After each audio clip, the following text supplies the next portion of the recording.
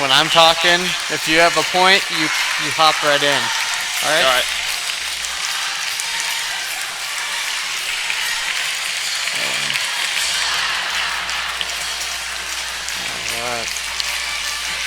Welcome everybody live here to Lee Summit North High School here in Lee Summit, Missouri for our Class 6 District 4 matchup tonight here in Week 5 on the Missouri side between the Liberty Blue Jays, who are coming into the game 2-2, 2-1 in the Suburban Red Conference, number 25 in the 8-10 varsity top 40 this week.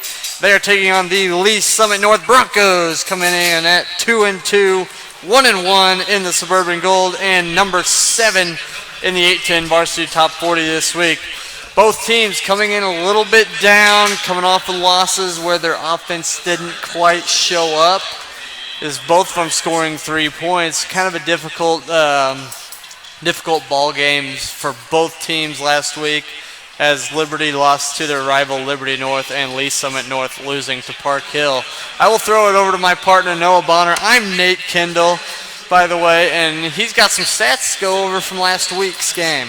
Yeah, well, I mean, both of those teams, they really couldn't get anything started on offense. I mean, you look at, for example, Liberty, they average 15 points allowed per game. I mean, that should get you at least 3-1, if not 4-0, same as Lee Summit North. They only allow 14 points per game, but when you only score 16 points per game, I mean, they really couldn't get anything started last week against Lee Summit North. Had to settle for a field goal, same as Lee Summit North. They relied on mostly their running back, Keon Mosey. I mean, the first drive, he went for what? 13 carries on 13 plays. 13 I mean, they carries gave it to for him. 73 yards on the first drive.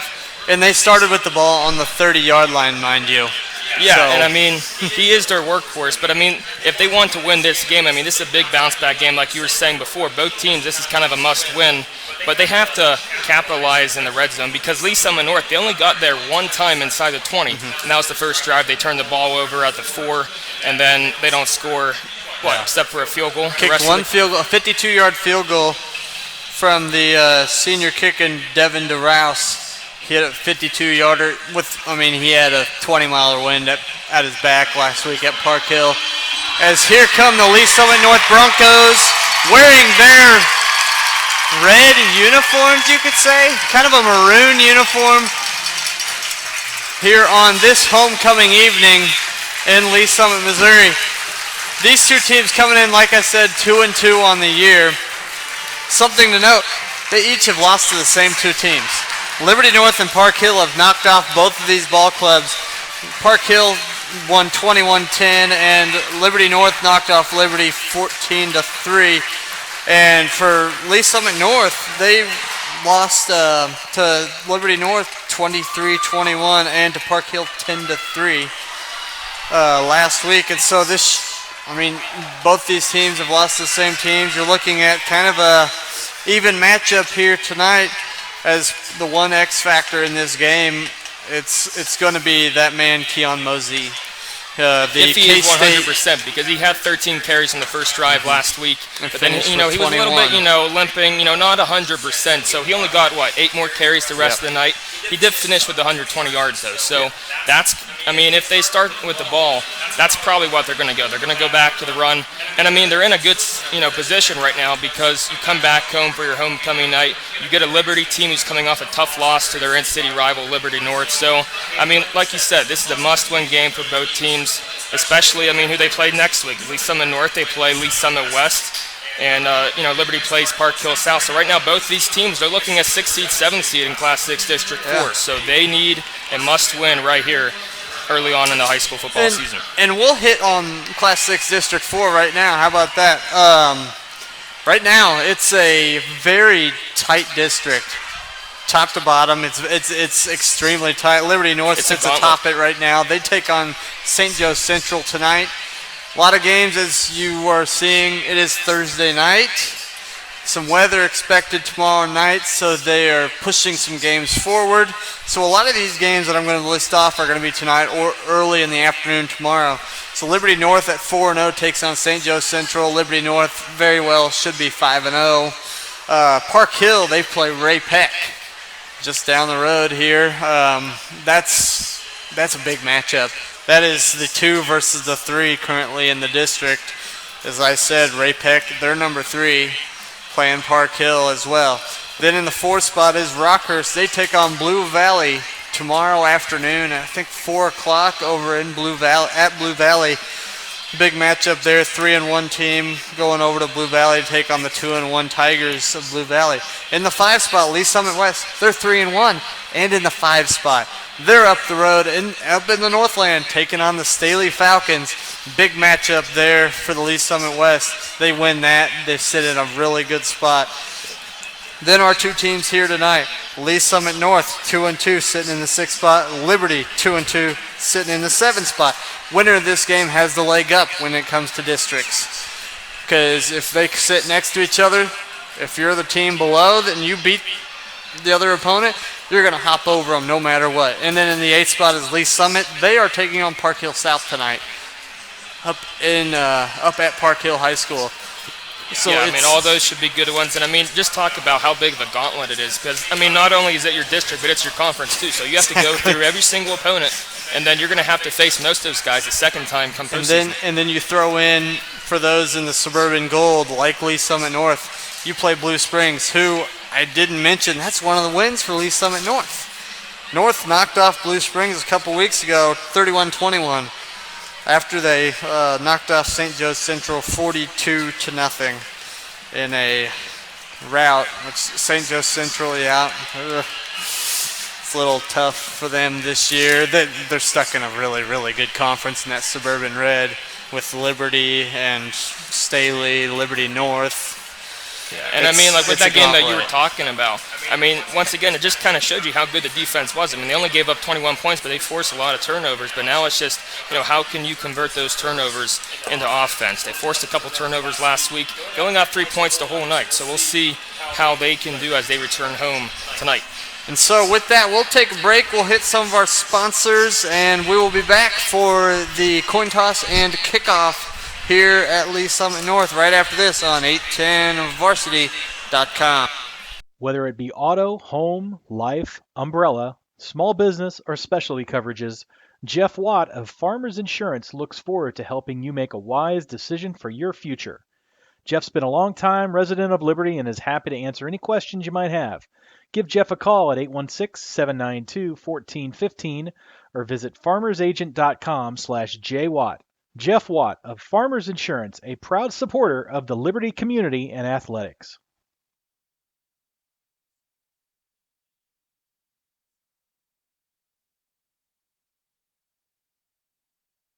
When it comes to painting the exterior or interior of your home, the decision is easy. Unique Painting, voted best in the Northland for 2 years running in 2018 and 2019. Unique Painting focuses on customers' needs and offers competitive pricing, going the extra mile to make sure customers are completely satisfied. In fact, when 810 Varsity needed a paint job this year, Unique Painting was the only phone call made. Visit anytime at uniquepaintingkc.com or call today at 816-500-7759. That's uniquepaintingkc.com, a proud supporter of 810 Varsity and Metro High School athletics.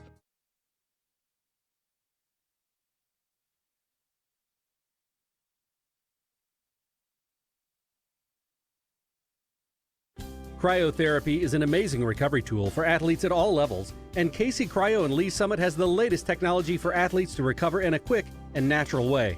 3 minutes and a state-of-the-art nitrogen-cooled cryo chamber helps aid muscle soreness, joint pain, raises energy levels, and more. KC Cryo also offers Normatec compression therapy, which massages sore muscles and joints to get toxins and lactic acid flushed out.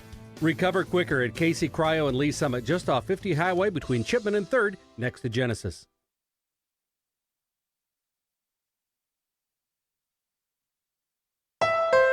When it comes to SUVs, nothing beats Honda. U.S. News & World Report's best SUV brand 4 years in a row, including the 2019 Honda Pilot, one of the millions of Hondas built here in America since 1982. Or the 2019 CR-V, a crossover car and driver calls a better value than the RAV4. And right now, get Pilot with 1.9% APR financing for well-qualified buyers. For more offers, visit kchondadealers.com today. Welcome back here to Lee Summit North High School. The teams are out, the captains are out on the middle of the field for the coin toss, and Liberty has won the toss and elected to defer. So Lee Summit North will start with the football here tonight. And so that's, we'll see what they do. I would assume we're going to see probably a steady dose of the Kansas State commit, Keon Mosey. Yeah, and I mean, we're assuming that he's going to get a heavy workload early on, but we're also assuming that he's 100% because he was a little injured last week, like we said. So, I mean, like we said before, first drive against Park Hill, 13 plays, 13 carries. Went for 73 yards, went to length of the field before they fumbled at the 4-yard line. So, I mean, we'll see if he can continue the pace that he was at last week, maybe mix in a little bit of play action there, of course. Yeah, we'll see, and we'll see who the quarterback's going to be. I'd assume it'd be Colton Perkins for his second straight week, and so should be a decent ball game as Liberty is teeing it up. Back to return the kick. It's a good sign already. Keon Mosey back to return along with Miles Shaw, the two main running backs for this Lee Summit North Ball Club. As they get set. Yeah, and I mean, they didn't really get to see a chance, to see what they could do last week because most of the time Park Hill's kickers were kicking it off into the end zone for a touchback. But they are very fast, very dangerous returners. So Alec Ratjakob is set to kick it away for the Blue Jays. Wait, that's not. Nope. Sorry, mistake already, and they're just going to kick it short, but it's going to be fielded by Miles Shaw. Shaw from about the 15 finds some space, going to be cut down finally at the 35-yard line and leading his team onto the field.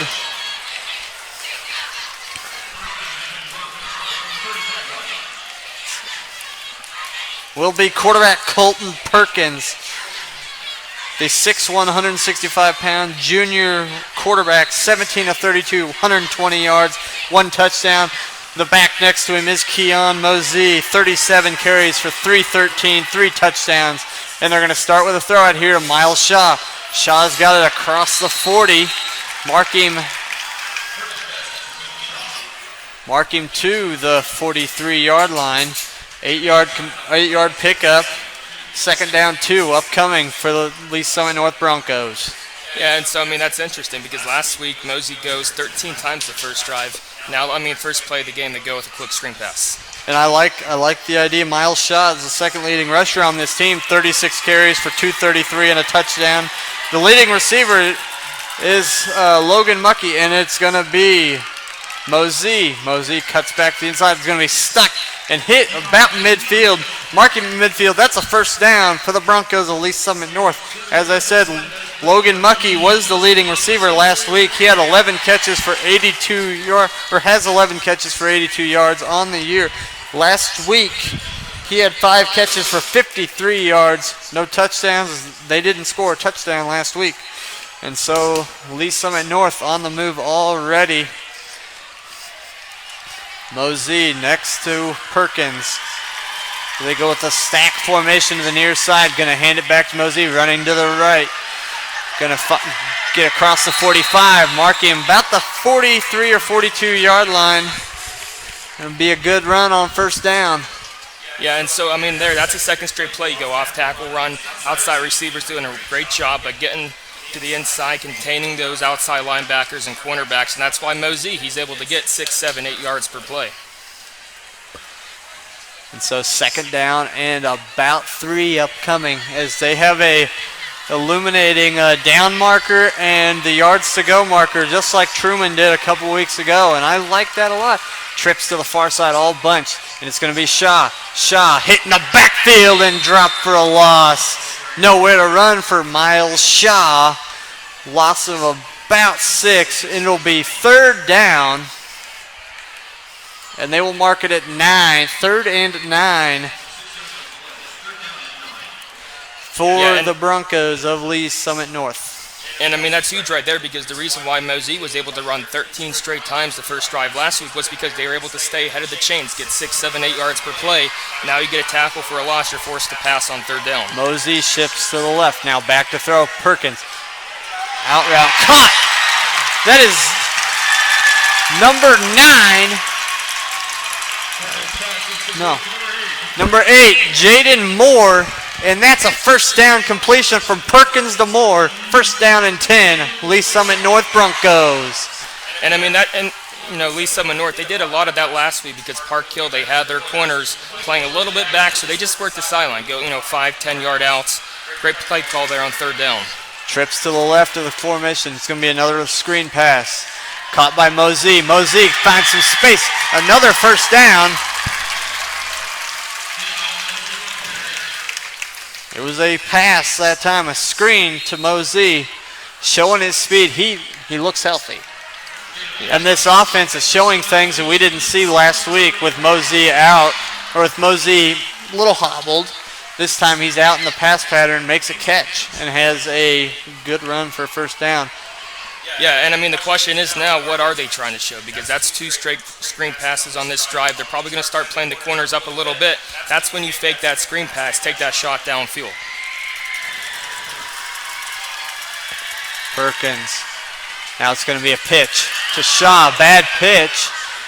Not much to do there, but jump on it. Shaw loses quite a few yards on that play.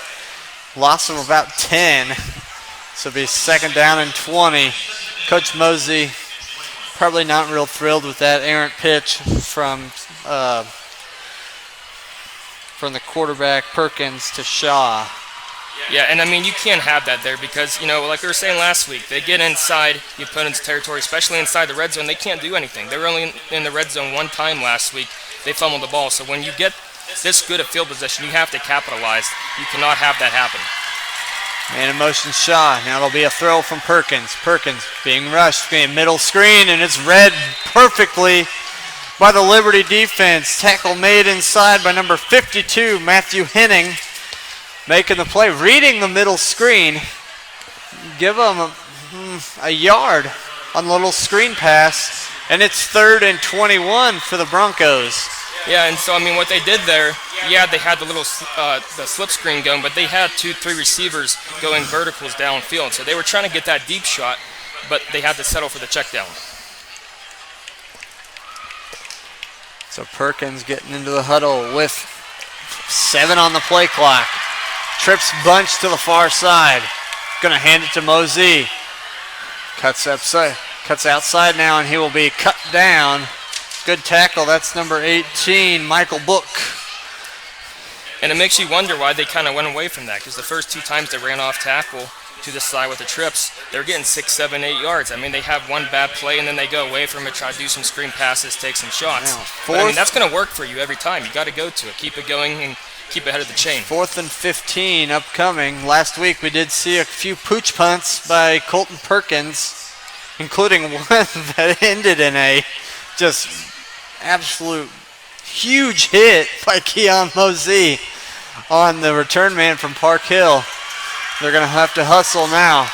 They spread it wide, and it's going to be a delay of game. Oh no, timeout will be called by Lee Summit North here with 6:10 to play, first quarter. We'll take it with them. We'll be back after this on 810varsity.com. Today is a new day. A day we've been waiting for our whole lives. We've put in the work to get to this moment, to have this opportunity to come together as a team. Everyone knows KC is on the rise, but what they don't know is we're just getting started. Community America, powering the rise of Kansas City. Welcome back here, 810varsity.com. I'm Nate Kendall with my partner tonight, Noah Bonner. 6:10 to play. 4th down, 15 coming for the Lee Summit North Broncos. They're going to spread the field. 5 wide receivers.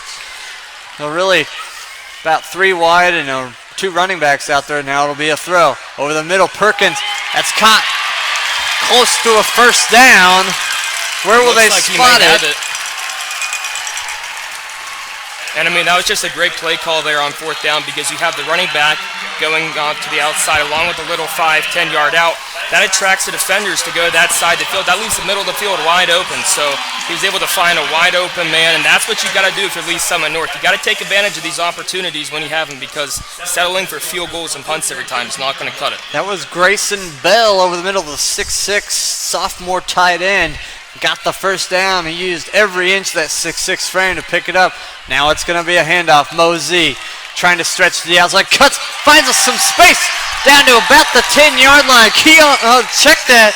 That was Miles Shaw. Cuts upfield. Just put his foot in the ground, squeezed between two defenders, and got close to the first down. Gain of 7. Second down 3. Mark it at the 9. They can pick up the first down at the 6. Yeah, and I mean, once again, great job by Grayson Bell and Jaden Moore outside blocks, helping him get the run. Hand it off. Shaw again. Hit hard for no gain. Be third down 3. I am noticing Mosey is out there in the slot every play. Honestly, that's not a bad idea because, I mean, he draws that much attention. Try to change things up a little bit because, last week against Park Hill, they won, 3-4 straight runs from the goal line. Didn't work. So, try to change it up a little bit, give Liberty a couple different looks. We'll have to see what they do. I would expect to see some trickeration kind of in a flag. On the jump. They're going to get the offsides in the middle of that play. And that's going to be a first down. Looks like that'll be number 78, Matthew Lawson, going to get called for that. Just falling over the line. And that'll be a first down, first and goal from the 5.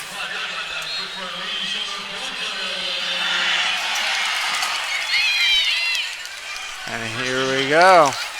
First down and goal from the 5.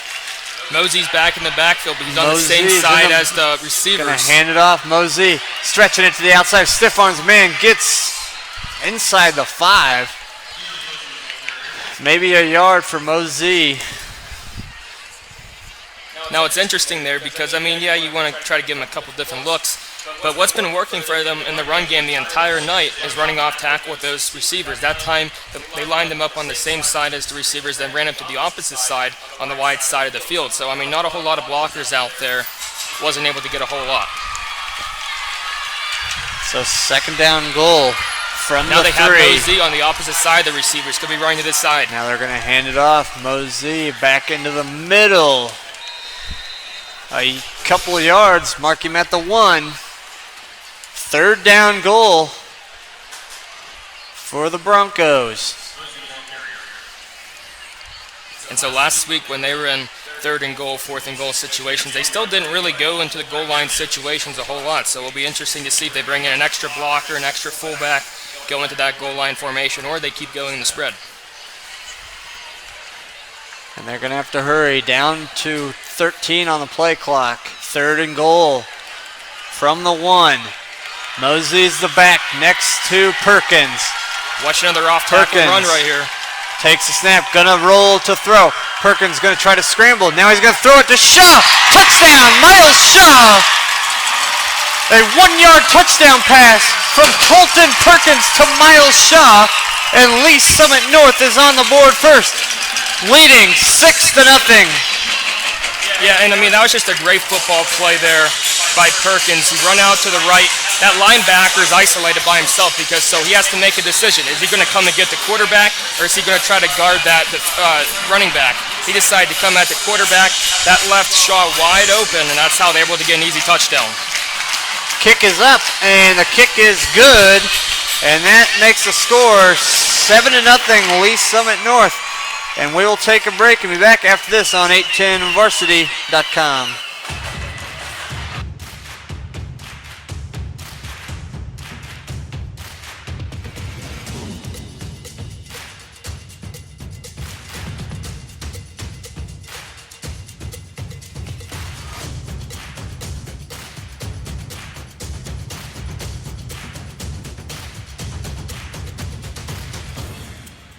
Gear up for back to sport at Academy Sports and Outdoors.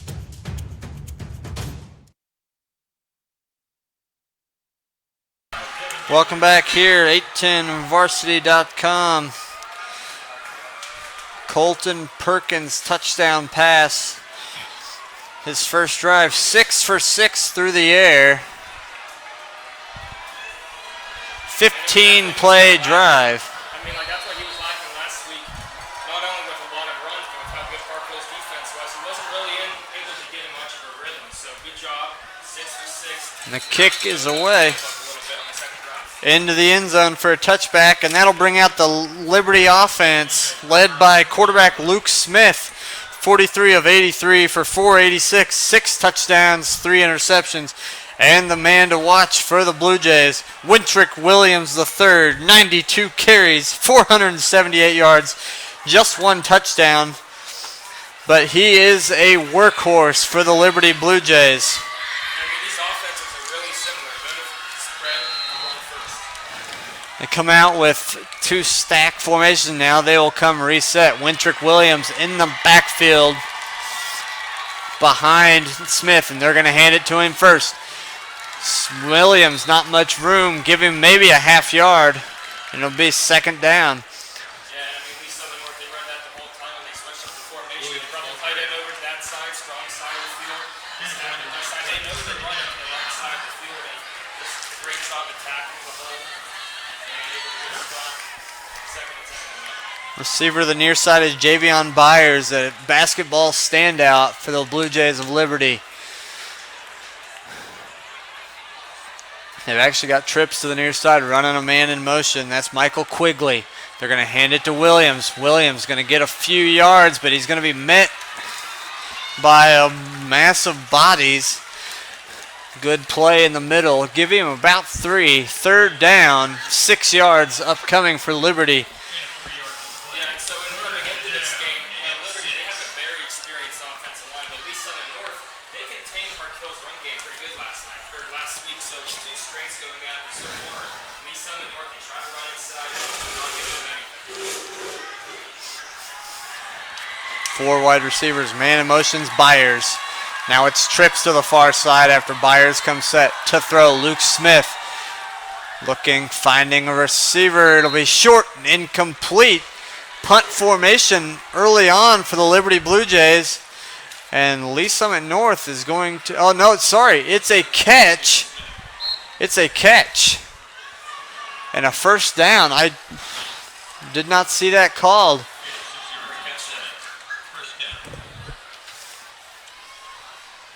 I didn't even see who that was that made the grab for Liberty, but it's a first down completion.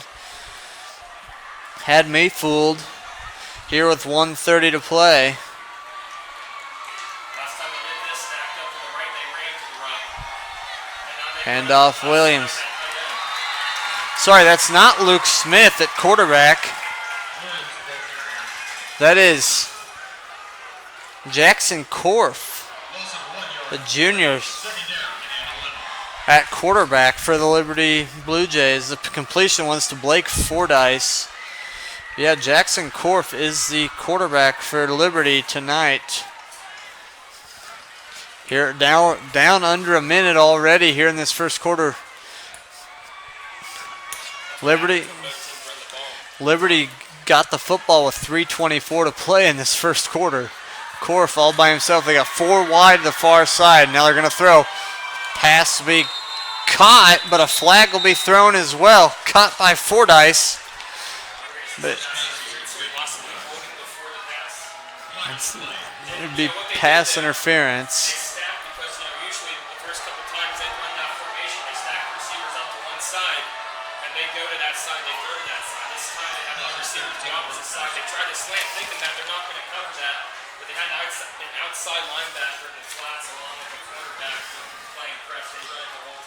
It's a 15-yard penalty on the pass interference. That was DeJuan Mack, the sophomore defensive back, who kind of climbed all over the back of Blake Fordyce.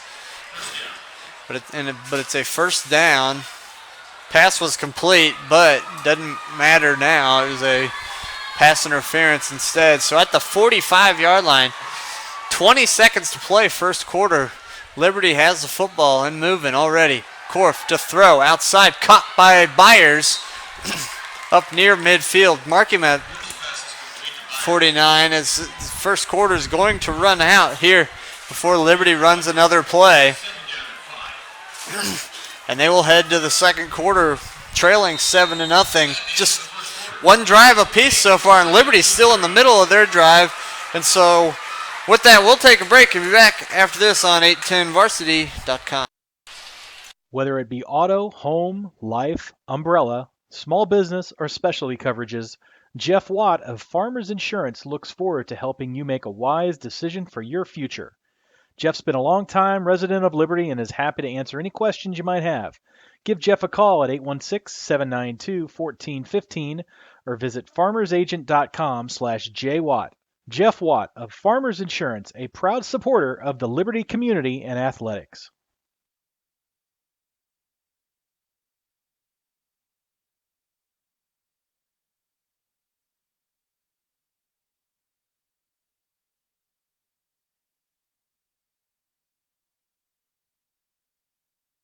Welcome back here to Lee Summit North High School. Our score after one quarter is Lee Summit North 7, Liberty nothing. Liberty just a few plays into their first drive here tonight. So Korf brings a man in motion. Now to throw. Down the field, wide open. Blake Fordyce makes the catch inside the 20.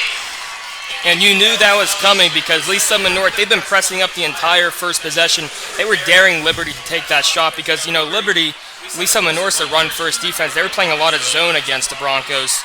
But Lee Summit North, a lot of, man-to-man pressing, and that's what you get. You press them enough, they do a couple slants, a couple screens, and then they're going to take that shot. Big-time completion from Jackson Korf to Blake Fordyce. And they've got the ball at the 20. They'll mark it right at the 20. First down and 10 for the Blue Jays. Now they'll come set. Two tight ends. They're going to hand it off on a counter. Wintrick Williams nowhere to go.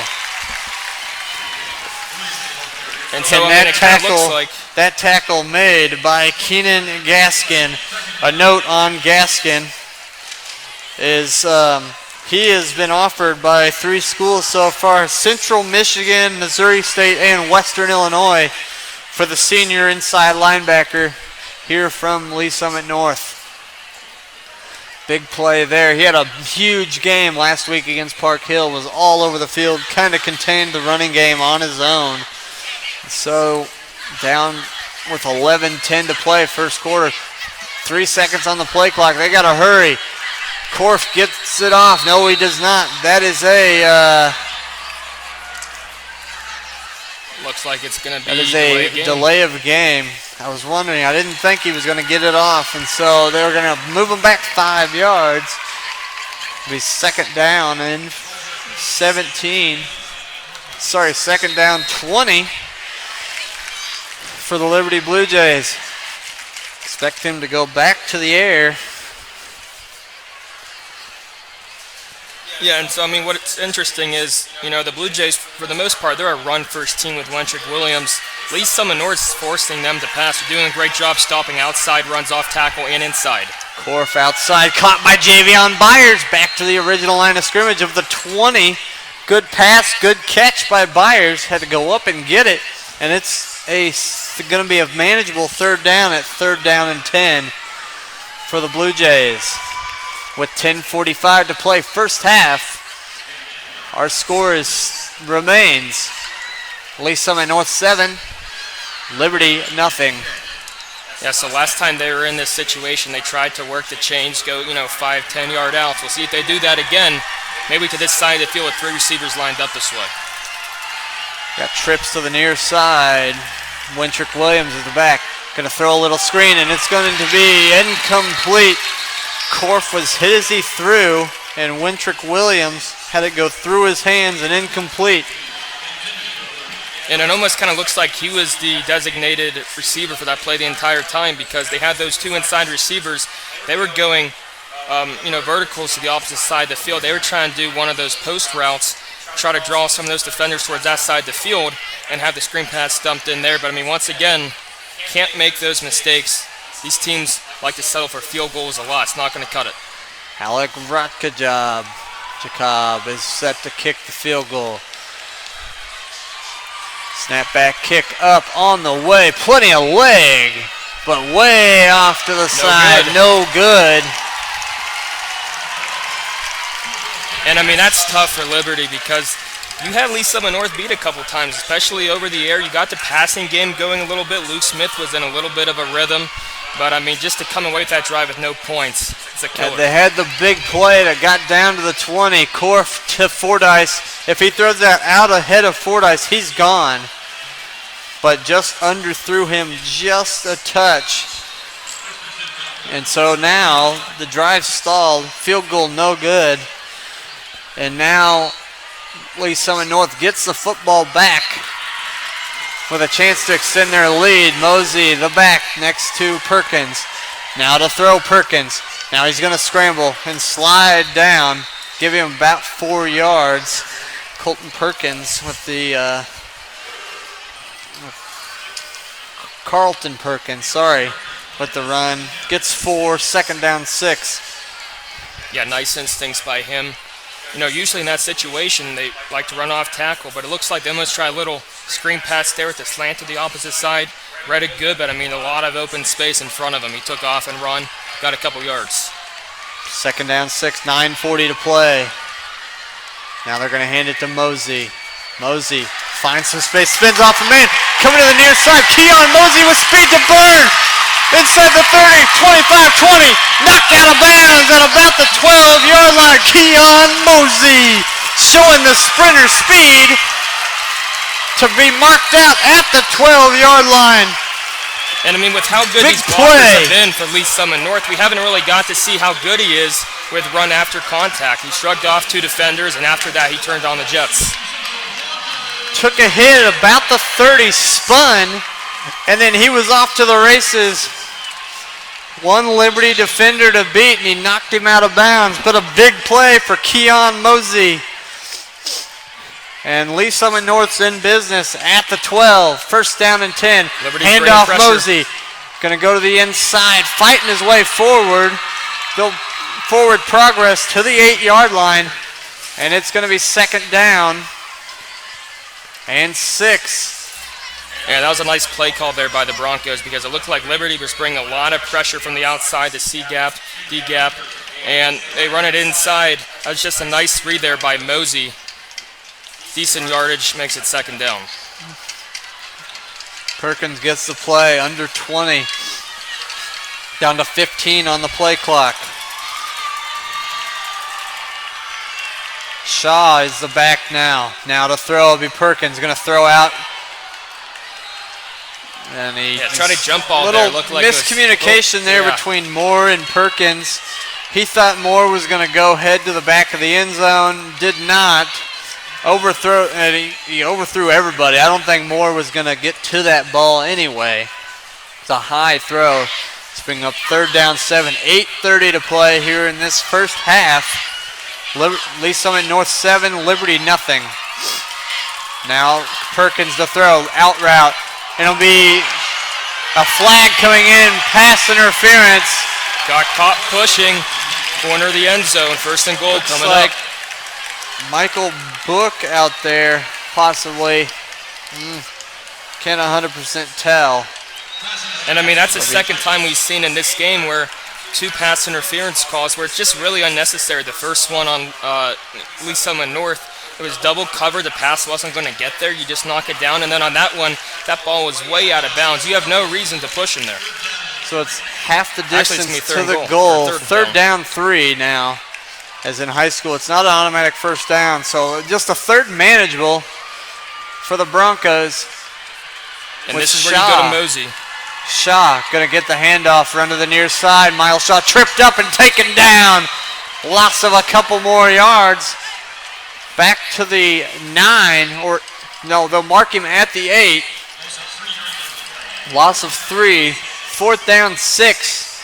And field goal formation coming out for the Broncos with kicker Devin DeRouse, who hit a 52-yard field goal last week with the wind at Park Hill.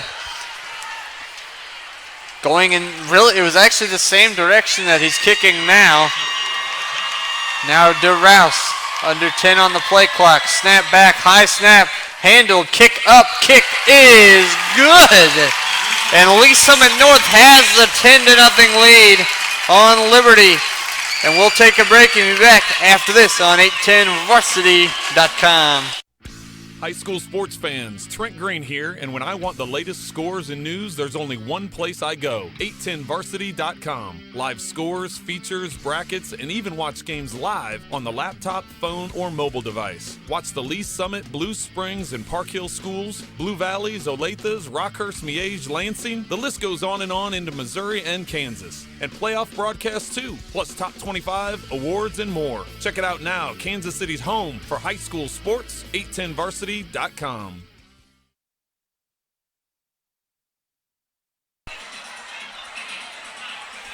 Welcome back here, 810varsity.com. I'm Nate Kendall, my partner Noah Bonner tonight on camera and color commentary. Our score 10-0. Devin DeRouse knocked in a 25-yard field goal attempt to make it 10-0. And now he'll boot it deep into the end zone. Touchback. Liberty will take over at their own 20-yard line. Yeah, and so going back to that Lee Summit North drive, that was 2 straight possessions where they try to go all the way to the outside where there's not as many blockers. And I mean, because the inside run was working really good for them, especially off that tight end.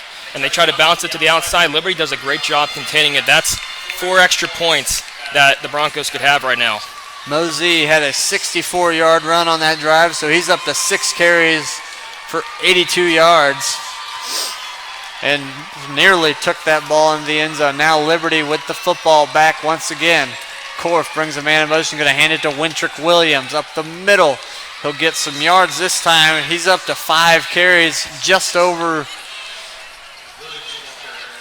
Give him 2 yards. 5 carries for 2 yards for Wintrick Williams III, this stud sophomore, 5'11", 185-pound sophomore running back, who's got a bright future ahead of him here for this Liberty offense. Look forward to him and quarterback Luke Smith for the next few years, but it's not Smith today. It is Jackson Korf, the 6'5", 215-pound quarterback. Now to throw, outside, pass caught. Slipped up, but he will pick up close to the first down. That's sophomore receiver Caden Dennis, 6'1", 170-pound wide receiver. And that'll be close to a first. Give him the first. And Liberty is on the move already. 6:50 to play first half. Liberty down. And they'll blow the whistle dead.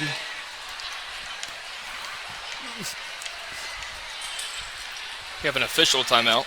Official timeout for equipment failure or something. Now they got it set, and now they'll play the ball in for play.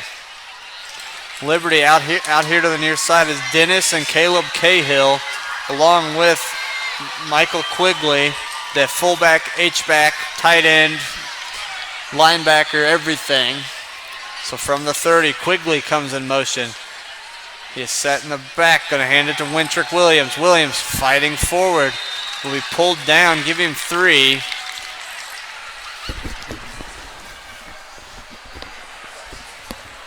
Bring up second down.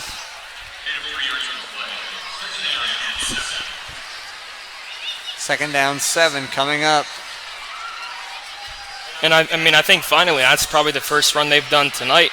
That's about more than a yard or 2. Finally, I mean, Lee Summit North continues to load that box. Now they're backing up a little bit, making him force to pass. Play action pass, throw it here to the near side, and it is incomplete. Nearly picked off. They thought it was picked off. DeJuan Mack nearly had the interception, but it skipped in. Third down, 7. And the fans, of course, are not happy they're not giving them that interception. Korf, a little bit miscommunication with Caden Dennis. And he was, he broke an out route. I think Korf was looking for him to run a just a hitch real quick. So now 3rd and 7. Back to throw, Korf. Rush coming down the field, throwing the deep ball. It is incomplete. Looking for Fordyce. Again, deep ball. And now punt formation.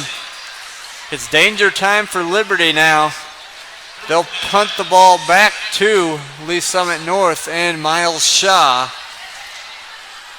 Yeah, so once again on 3rd and long, Blue Jays taking almost, 3-4 guys on vert routes. Lee Summit North playing a little bit of cover one with that one safety back there. He has to make a decision because there's all these guys coming at him, and that was almost a big play for Liberty. Check that. I believe that's Dane Davis back to return this kick. Snap coming to Book. It's a good snap. He will kick it away. Good kick. Fair catch called for and taken at the 31-yard line. A little pushing and shoving behind the play. They're going to let it go. A little bit of chippiness, but they'll let it go. Let the players play it out. 5:31 to play. Lee Summit North has the football back with the lead. Jackson Korf, 5 of 8 for 58 yards. Wintrick Williams, 6 carries, 5 yards. Not much doing offensively. Carlton Perkins is 6 carries for 7 yards, or 6 passes for 7. 6 for 7, 47 yard. Now pass to the near side. That is Miles Shaw. And it'll be a first down. And once again, they use that 3-receiver set for a lot of things. You can use them as blockers, for an off-tackle run. Or on that time, you must have a little swing route out of the backfield to Shaw. Great job blocking. That helps him pick up a first down. And the question was coming into tonight, was Keon Mosey 100%? It looks like he is so far. Mosey, in the slot. Shaw is the running back. Now to throw Perkins. To throw it here to the near side. Passes dropped. Logan Muckey had to hit his hands. He was wide open. He was trying to run with the football before he caught it. Pass fell incomplete. Second down. It was a really good throw by Perkins to Muckey. He just had it slip through his hands. But they're going to keep on going back to that because Liberty continues to play back a little bit on their corners there, give them a lot of room. They're going to go after those hitches and slants and 5-yard outs. And now Mosey hit in the backfield. They ran a little counter action. Didn't work. Liberty didn't fall for the counter step that Mosey gave. And now it's 3rd and 14 from the 32-yard line. Expect to see a pass here with 5 minutes to play in this first half. Yeah, last time they were in this situation, it was 3rd and long. They kind of went towards the sidelines. We'll see if they do that again. They did hit that 3rd and 10 over the middle earlier. They looked for Grayson Bell, the sophomore tight end, now to throw. Now an illegal motion here on the near side. Muckey kind of started in motion, then stopped, and then started again. Be a false start.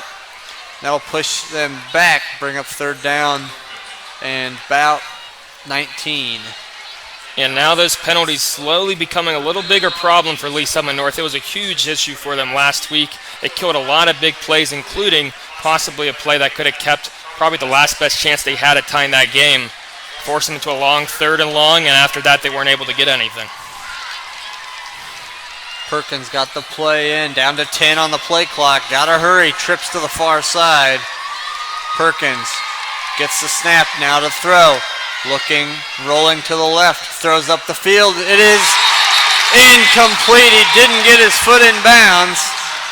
A nice play, though, beating the corner, getting right behind, then coming back toward that sideline. And, that was a nice pass there by Perkins, putting it right where it had to be, but just wasn't able to get that foot in bounds. The throw sailed on him a little bit. Muckey couldn't get his foot down. And so now it's 4th down and 19. You got to think a punt's got to be coming. And if you don't, like right here, we're probably going to see a pooch punt like we saw a lot of times last week. They keep the offense on the field. 3 safeties over the top for the Blue Jays. Now they're going to punt. Yep, Perkins will punt it away. A good punt. going to bounce at the 30 and take a Lee Summit North roll. It'll be down at the 13-yard line. Really good punt by Carlton Perkins. And that's huge because in a low-scoring game like this, field position is everything. I mean, Liberty haven't shown that they've been able to sustain long drives so far. Now they're going to have a long ways to go. Whole length of the field coming up. Well, let's see if I'll take a quick check at the 8-10 varsity scoreboard, see if we got some updates. Lee Summit West leads Staley 13-0. Raymore Peculiar 7, Park Hill nothing. Park Hill South leads Lee Summit 14-0. Liberty North leads St. Joe Central 7-0. That's just a quick check of the 8-10 varsity scoreboard as it stands right now on the Missouri side. Now Wintrick Williams up the middle, got some space, cuts the outside. Wintrick Williams, there you go. Got the first down. He's to the 30, and a good run for Wintrick Williams. Give him 16 yards. And finally, they're able to get that inside run to work. I'm not sure, but it looked like they had that guard coming from the opposite side and pulling. Along with the tight end, they motioned in. Just great job there. Now you keep that run game going, and then you can open up the pass switch. They exposed Lee Summit North a couple times their first drive. So now we'll see 3:40 to play. Ball at the 30. Looking for the play. Down to 10 on the play clock. Jackson Korf's got to hurry. 3.5 to play. He's trying, now gets Wintrick Williams a shift. Now gets the snap, going to hand it to Wintrick. Hitting the backfield. He might have got back to the line of scrimmage, but nothing more than that. It'll bring up 2nd down and 10. Wintrick Williams has been struggling quite a bit tonight. And as soon as they get a big run play going, those defensive tackles for the Broncos doing a great job at beating their man, getting inside those gaps, and then allows the rest of the team to come in and swallow them up in the backfield. 7 carries for 21 yards for Wintrick Williams the third. And now Liberty's got still trying to move the ball. 2nd down and 10. Now to throw Korf. Taking a deep shot down the field. Got a man! Incomplete. And so once again, Lee Summit North, they're not scared by all these deep passes by Liberty. They're going to keep playing man. They're going to keep pressing up, and they're going to make them force to either make a really nice catch or possibly a pass interference. Looking for Blake Fordyce. Fordyce has been the deep receiver thus far tonight. Now 3rd and 10. A quick huddle here. 2:42 to play. They bring 3 receivers to the near side. 2 receiver stack. Wintrick Williams goes in motion quickly. Now he'll come in motion again. Now they'll look to throw. Korf's got to run. Now he looks deep and it'll be incomplete. Overshoots his man. And it looks like the officials or the coaching staff on the sideline is not happy for Liberty. Looked like there might have been a grab on Cahill as he turned up the field, but no call. And so punt formation, Lee Summit North will get the ball back. And they're going to have what? A little more than 2 minutes. 2.5 minutes. Timeouts. They're going to have good field position. And you always have the ever dangerous Keon Mosey. They're going to have a chance to make this a 3-possession game. Now punt formation. They're going to shift.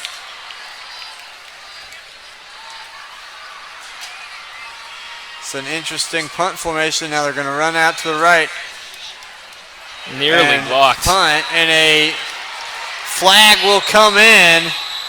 It looks like possibly a roughing the kicker is Ethan Brown. That's huge. You can't have that because Liberty's been back on offense. But he was a runner for a split second there. So, and it's going to be personal foul, roughing the kicker, 15-yard penalty and a 1st down for the Blue Jays. And so now Liberty gets an extra life here in the first half, and now I believe this may put them right at midfield, if not in Bronco territory. You have good field position. You got to put a drive together here, at least get 3 points before halftime. And so with that was the 2nd penalty.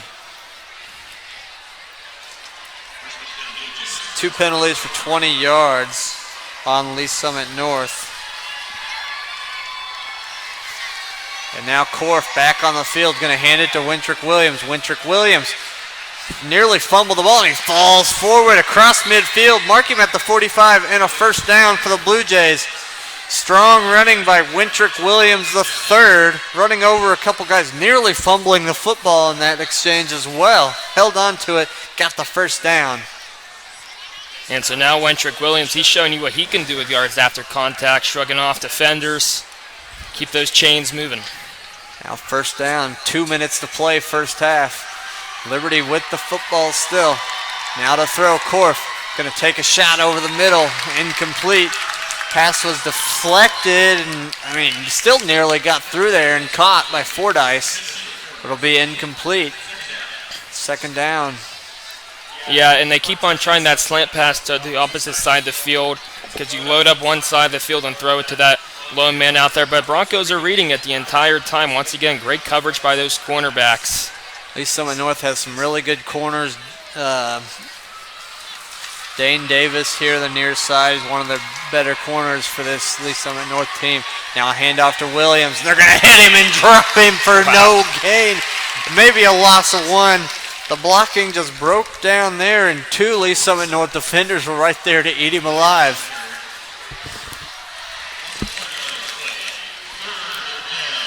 That was just a huge play there by the defensive tackle. It almost looked like he kind of pushed that offensive lineman into the running back as he took him down too, taking 2 birds out with 1 stone. Looked like Keenan Gaskin as well in there to make that tackle. Gaskin, he was talked about quite a bit last week in that Park Hill game, and this week he's showing still that he's a very good defensive player. Now Korf is going to have to try to run. He's got some space. Jackson Korf, he's going to be near a first down.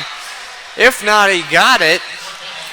Korf showing a little bit of elusiveness, got close to it. They'll mark him short, a yard short of the first down. We're down under a minute to play.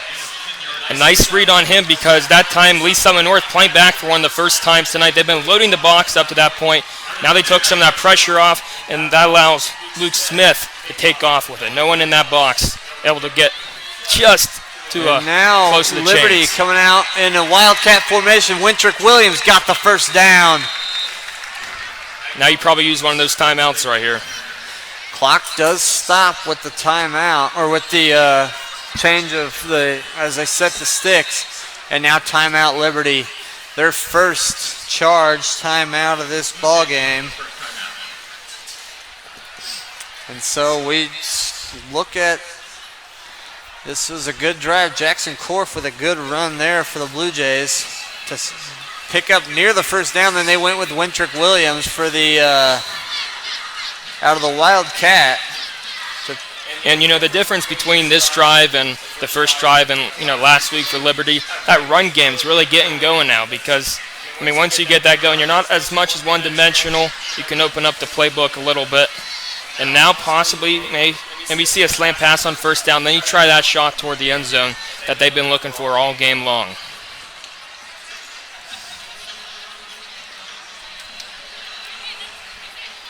But you also have to be careful, though, because if you try one of those short passes, try to get a couple, little chunks of yardage, that clock's rolling. So you got to try to get out of bounds or you're forced to burn one of the final 2 timeouts that you have.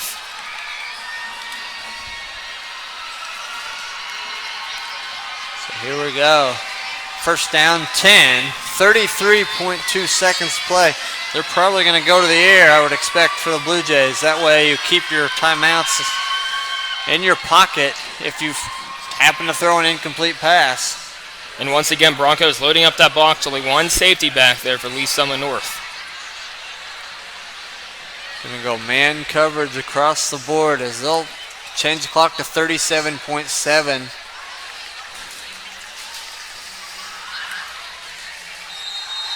We'll drop 1 man. Got man coverage across the board. Press coverage here to the near side and on the far side. Now to throw. Korf getting blitzed. Going to get a few yards there. And now they're going to call Liberty. That timeout. And so, that's a gamble for Lee Summit North because especially when you're playing that far up and that far inside your own territory, they're going to try to take those shots. They're going to try to, beat you deep, especially when you're in that cover 1 safety back there. but they trust their defensive line. They've done an excellent job so far tonight, not only stopping the run for the most part, but now getting pressure on Luke Smith. So we'll go back to the 8-10 varsity scoreboard real quick. William Chrisman 8, Truman 7, Grain Valley 7, Winnetonka 6, Platte County 14, Ray South 0, Harrisonville 7, Excelsior Springs 6, Van Horn 27, Northeast nothing, Gardner Edgerton 6, Olathe East nothing, Free State 14, Shawnee Mission West 13, Olathe South 9, Shawnee Mission South nothing, Olathe West 14, Shawnee Mission North nothing. And I mean, how about that Suburban Blue Division? Winnetonka, Grain Valley going at it tonight. There's some really good teams, especially Winnetonka, 3-1 for the first time since 2014. Now back to throw. Going to throw a screen out to the far side. And what a tackle. They keep him in. Caden Dennis made the catch. A really good tackle. Took that. That was Book. And he's brought down, and that'll be the third and final timeout for Liberty. Here with 16.4. Third down, 9. You have to take a shot down the field now if you're Coach Frieson's Blue Jays. Yeah, and I mean, once again, just excellent recognition. Great job there by the secondary for Lee Summit North, you know, because Liberty's trying to get to the outside, not only to pick up a couple yards, but they're trying to get out of bounds. That's what they're doing with that outside screen pass.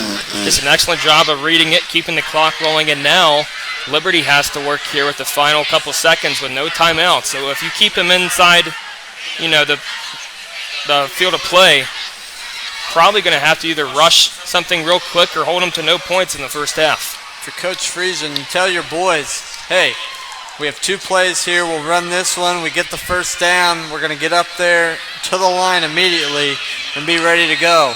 Third down, 9. Yeah, because they probably called 2 plays there. They're saying, hey, if we're in bounds, get up to the line. We got to do something quick. Now to throw Korf. Going to take an outside shot. It's caught, and he'll get out of bounds. Blake Fordyce with the catch and a first down. Really good route by Fordyce. And a first down. Now they execute the no huddle. 11.9 seconds left. Korf. They're kind of taking their time here as they set the chains. Oh, he did get out of bounds, so they don't have to go as quickly. 11.9 seconds left. First down and 10 from the 21-yard line of Lee Summit North.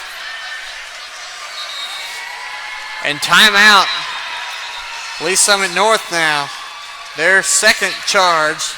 They want to set their defense and find the right defensive alignment. And so we'll take a break with them and be back after this on 810varsity.com. When it comes to painting the exterior or interior of your home, the decision is easy. Unique Painting, voted best in the Northland for 2 years running in 2018 and 2019. Unique Painting focuses on customers' needs and offers competitive pricing, going the extra mile to make sure customers are completely satisfied. In fact, when 810 Varsity needed a paint job this year, Unique Painting was the only phone call made. Visit anytime at uniquepaintingkc.com or call today at 816-500-7759. That's uniquepaintingkc.com, a proud supporter of 810 Varsity and Metro High School Athletics. We're back here on 810varsity.com. 11.9 seconds left. Liberty with the ball at the 21-yard line. Low snap, back to throw. Korf taking a shot. Wide open. Picked off. Intercepted by Lee Summit North. Return coming. That was picked off by... I couldn't even see... Yeah, and I mean, Hunter Roster, just a great job. He almost kind of baited him into throwing that because he's playing off a little bit, that deep safety. Gives him the inside. That's where they tried to throw it. And able to easily pick it off and end the half. And that was the half. Play took long enough that it ended the first half, but a flag is down too, I guess.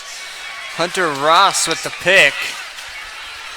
I guess it doesn't matter. They're just going to go to halftime even though there was a flag. So we're at halftime now. 10-0. Lee Summit North with the lead. And so it is also homecoming here at Lee Summit North. So we are going to take an extended timeout. We'll come back, do some halftime statistics, run through our scoreboard, yada, yada, yada. You'll get to see everything. So we'll take a break and be back after this on 810varsity.com.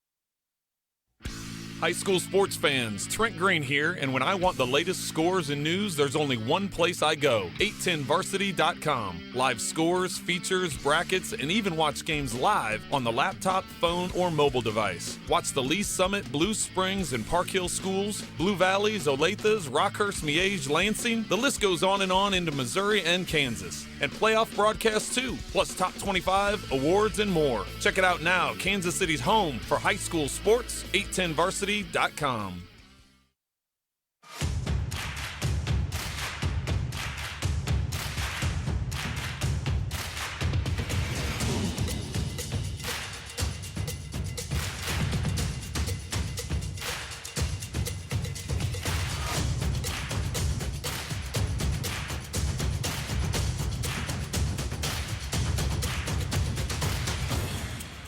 Gear up for back to sport at Academy Sports and Outdoors.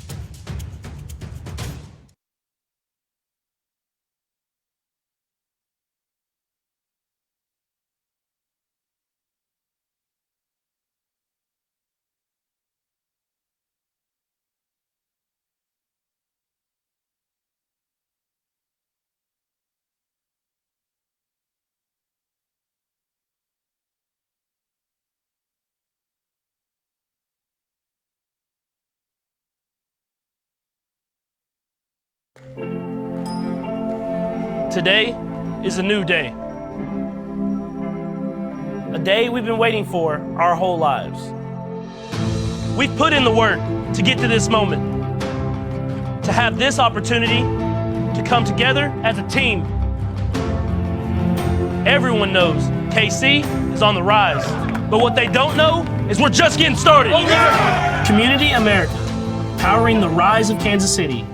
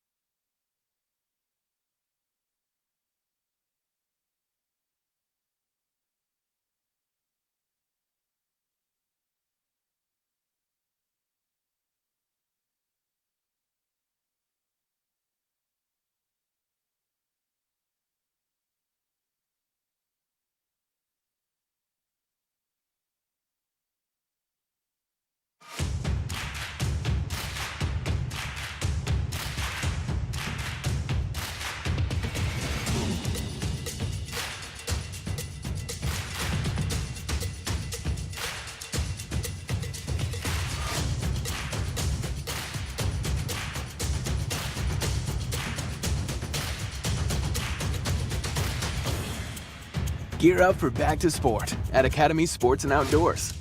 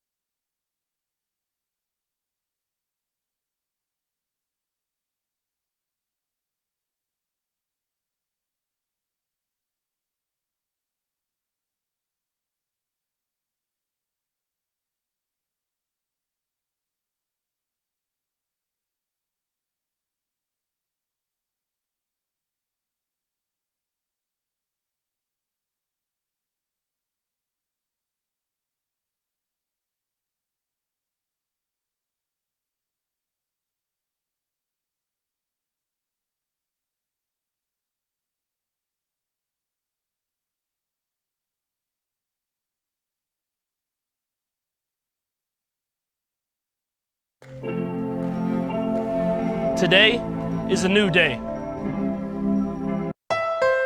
When it comes to SUVs, nothing beats Honda. U.S. News & World Report's best SUV brand 4 years in a row, including the 2019 Honda Pilot, one of the millions of Hondas built here in America since 1982.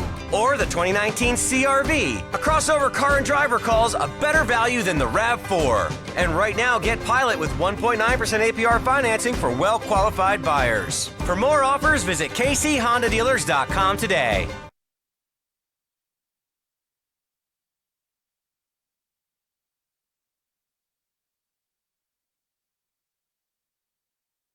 Cryotherapy is an amazing recovery tool for athletes at all levels, and Casey Cryo and Lee Summit has the latest technology for athletes to recover in a quick and natural way.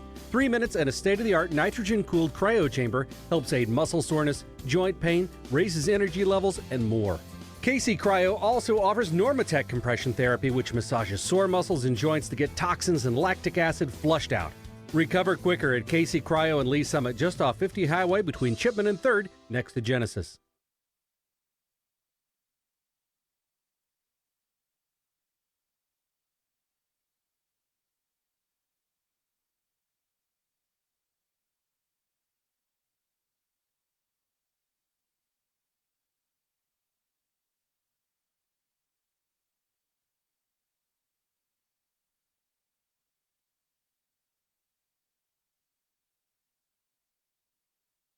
When it comes to painting the exterior or interior of your home, the decision is easy. Unique Painting, voted best in the Northland for 2 years running in 2018 and 2019. Unique Painting focuses on customers' needs and offers competitive pricing, going the extra mile to make sure customers are completely satisfied. In fact, when 810 Varsity needed a paint job this year, Unique Painting was the only phone call made. Visit anytime at Unique Painting. Whether it be auto, home, life, umbrella, small business, or specialty coverages, Jeff Watt of Farmers Insurance looks forward to helping you make a wise decision for your future.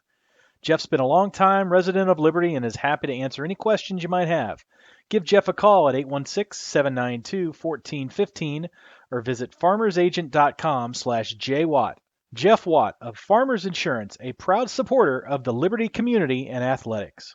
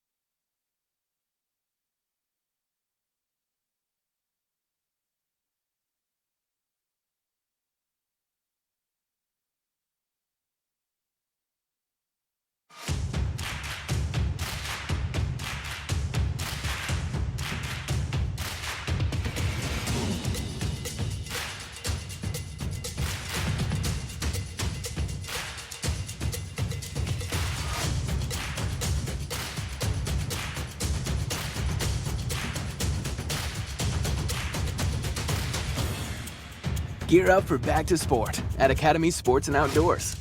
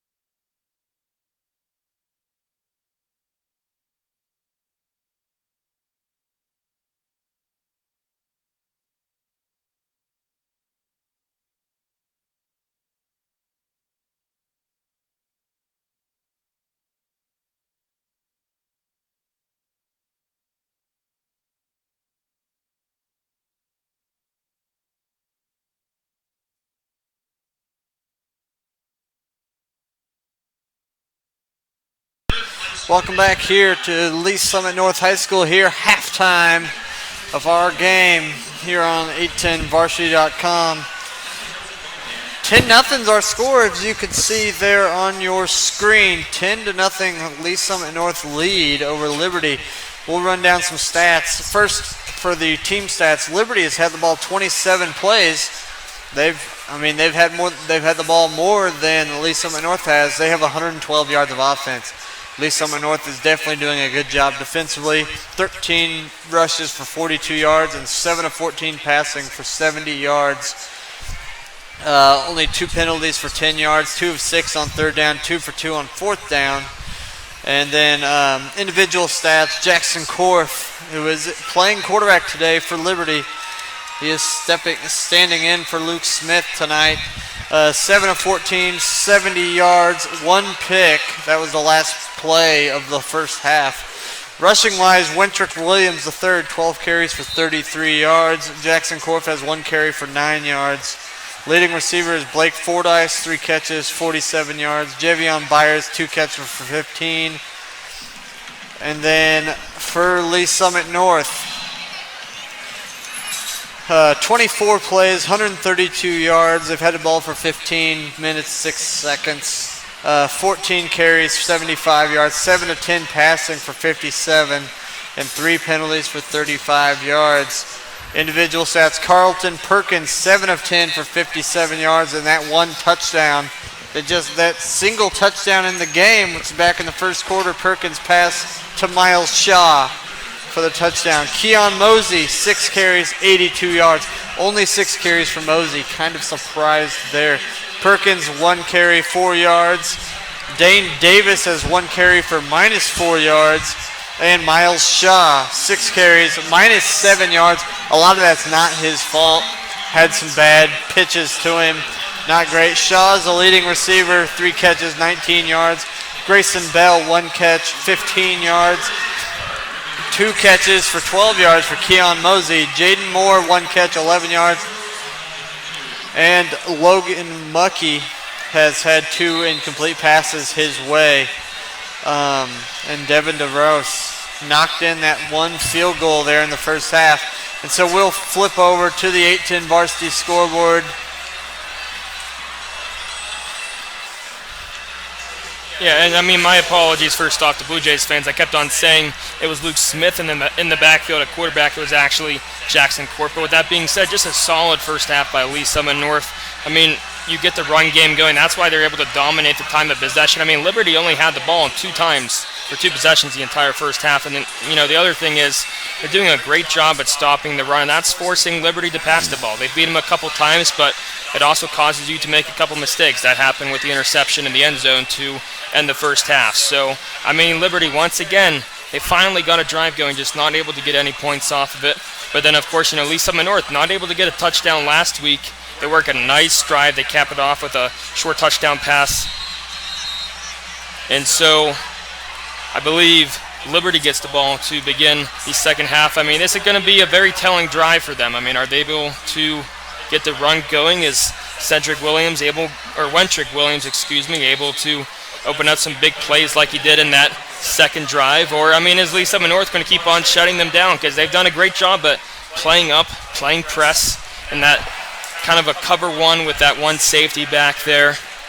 If they do that, the Broncos may be riding with a 3-2 record at the end of the night. Kind of a couple scores that we were kind of indicating there earlier. A couple games we're going to keep an eye on. Lee Summit West, they lead Staley 26-0 at halftime up in the Northland at Staley High School. So that is a intriguing score. And Park Hill trails Ray Peck 7-6 as the kick was rolling along the ground. Liberty with a good return. That's Caden Dennis with a pretty good return up across the 40. They'll mark him. We'll see where they mark him. Right around probably 44-yard line. Looks like that's where that ball is going to be spotted. That 44-yard line, that's where Liberty will take over here in the second half, as Jackson Korf is the quarterback today. As we mentioned, he's playing quarterback today. It's kind of a Interesting situation for Liberty. He's done a fairly good job, though, for the Blue Jays. Korf to throw. Nope, going to hand it off to Wintrick Williams. Give him a couple. And 2nd and 8 upcoming. And like I was mentioning, we'll kind of keep an eye on some of those scores. Yeah, Ray Peck, Park Hill, 7-6. Kind of a big matchup here in Class 6, District 4. As well as Lee Summit trailing to Park Hill South 21-14. Lee Summit's kind of hanging out at the bottom of the standings. Liberty North way out in front on St. Joe Central 35-0. Broncos loading up that box once again. And they bring the house. And not a lot of room for Wintrick Williams. Keenan Gaskin with the hit in the backfield again. Gaskin, as I mentioned, is a guy getting some looks. Central Michigan, Missouri State, and Western Illinois all have offers. Iowa State as well as Kansas have shown some light interest so far in him. He's kind of an undersized inside linebacker. 6 foot 210. Had to put on some weight if he's going to go play at the Division I level. So watch on 3rd and long. Those cornerbacks are playing back a little bit now. Trips to the near side to throw. Blitz coming. Korf throw up the seam. Pass deflected and incomplete. Good defensive play. That's number 43, Joseph Thomas. The senior defensive back bats the pass away. It falls incomplete. 4th down coming up for the Blue Jays. And so, I mean, it looks like after that first drive, still the same story as the first half. They're going to try the inside run regardless of how successful it works. I mean, once again, Broncos doing a great job of shutting that down. And then it forces you to take shots on 2nd and long, 3rd and long, try to get those 50-50 balls. And now here comes the punt formation. Interesting formation here. Everyone lined up to the right. This may be a fake to the left. That's what they're going to try to do. That's what it is. It is a fake. They're going to get it. 1st down and more. Popped out of bounds. Dane Davis makes the hit. But a good completion. Ethan Brown. And so, I mean, that's a bold move right there. But that's a bold move because you have everyone lined up to the right side. Punter goes to the opposite side, so it's kind of like how Lee Summit North scored their first touchdown in the first half. It's a one-on-one situation with that defender. He's either going to come at the punter or go cover the guy. He comes at the punter, tosses it right to him. Big play, big chunk of yardage for a first down. Lee Summit North allows a big play there. 1st down. Ethan Brown with the pass completion. Now man in motion. That's Quigley. Now they're going to hand it to Wintrick Williams. Going to fight forward, get up to the 30, give him 3 yards on 1st down. Struggling to get the running game going. And Broncos keep on reading that every time. I mean, almost every time that you see that tight end, I believe that is number 48, Jeremiah, or who? Michael Quigley. Yeah, I mean, Corbly, anytime he motions into that side, they're going to run that inside run to that side. And, I mean, Lee Summit North doing a great job of shutting it down. Ethan Brown completed that pass to Ryan Olivas. Now out route, incomplete. Ryan almost jumped that route, nearly picked off. A senior wide receiver / defensive back. He made the catch, 22-yard completion from Brown. 3rd down and 8 here for Liberty. See what kind of play Coach Friesen has for this situation.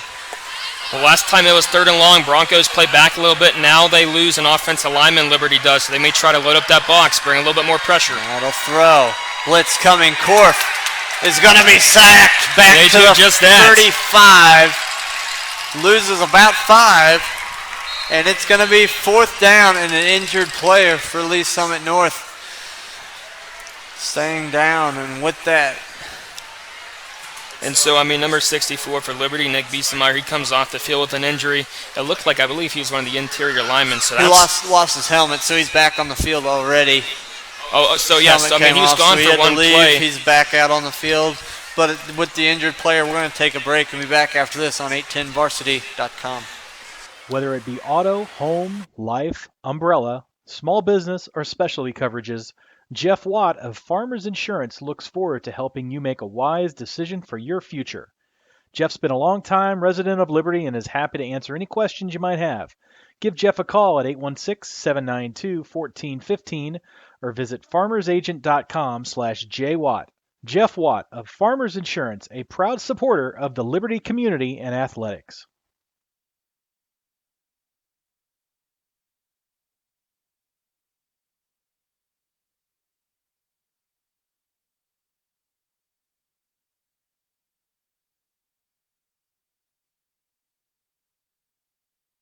When it comes to painting the exterior or interior of your home, the decision is easy. Unique Painting, voted best in the Northland for 2 years running in 2018 and 2019. Unique Painting focuses on customers' needs and offers competitive pricing, going the extra mile to make sure customers are completely satisfied. In fact, when 810 Varsity needed a paint job this year, Unique Painting was the only phone call made. Visit anytime at uniquepaintingkc.com or call today at 816-500-7759. That's Unique Painting KC.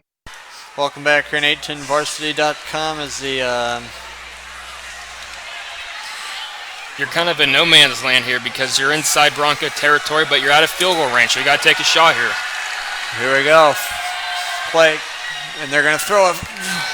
Korf couldn't get enough on it. It was executed perfectly to Wintrick Williams. If he could have set his feet, that could have been a big play and possibly a touchdown, but a turnover on downs.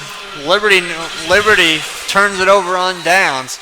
And now Lee Summit North will take over first down and 10 from their own 36-yard line. And I mean, like, that play was there because, I mean, that's an opposite side screen where they have the entire line go to the right running back, slips out to the left. It was there, just got to make that pass. Now here we go. Going to hand it off. Mosey slips a tackle, finds some space, sliding through, near a first down. Keon Mosey, well, showing a little bit of shiftiness in the backfield, looked dead to rights, slides by a couple guys, will end up picking up 9, but a flag is down, and they're going to march it back for a hold, it appears. Yeah, so luckily for Liberty, that play's coming back. But, I mean, you got to make that play in the backfield because you've had the most success so far tonight when you're able to get stops in the backfield, tackles for loss on the running backs, and you push them behind the chains, second and long, third and long. That's where they haven't been able to convert. That's the one time they did that little pooch punt. So, got to make those big plays. I mean, once again, Mosey doing a great job, but yards after contact. First down 15, Mosey the back. Perkins to throw, going to get his receiver, it looked like Moore.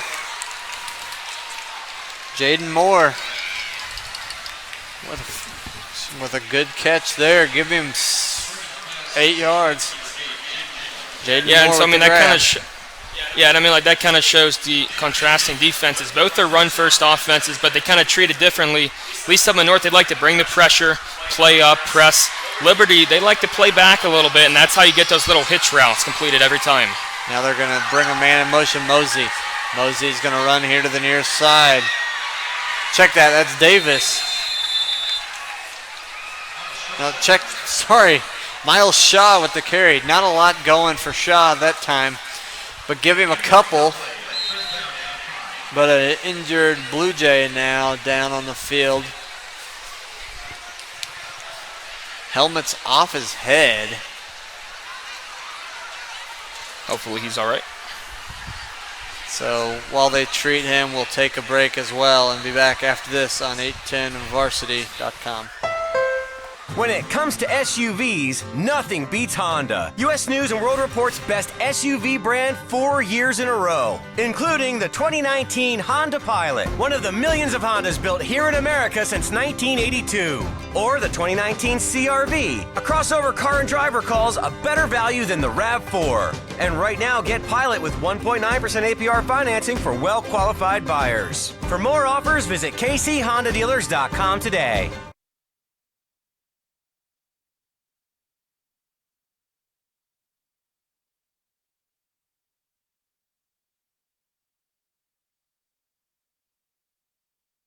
Gets up and jogs off the field. Looks like number 50.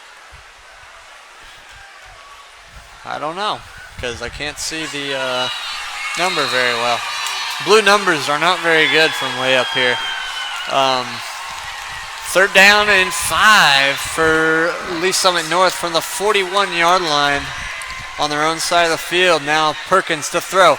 Short pass caught. Muckey, first down. Logan Muckey with his first grab of the ball game. Short pass for a first down to the 49-yard line of Liberty, and first down 10, Lee Summit North. And I mean, it's interesting that they keep on playing the corners back that far, because in a third and medium, 3rd and 5 situation, they're going to try to go to those hitch routes just like they have every other time so far tonight. But he keeps on playing back. That's what created the separation, gave the Broncos a first down. Now a handoff up the middle. They're lucky he tripped up there. He was getting into the open. Tackle. Got Keon Mosey. Otherwise, he might have seen pay dirt. And that's where they've had the most success so far tonight, running inside or running off tackle with some of those tight ends or receivers as blockers. The few times they tried to go to all the outside, especially on some of those jet sweeps, has not been as successful. And now Mosey splits wide. Now to throw Perkins to the near side. Muckey with another grab. Another first down catch for Logan Muckey. And first down, Lee Summit North. And I mean, Muckey and the Broncos, they keep on saying, you're going to give us those 5-6 yards, we're going to attack that every time. At the 35.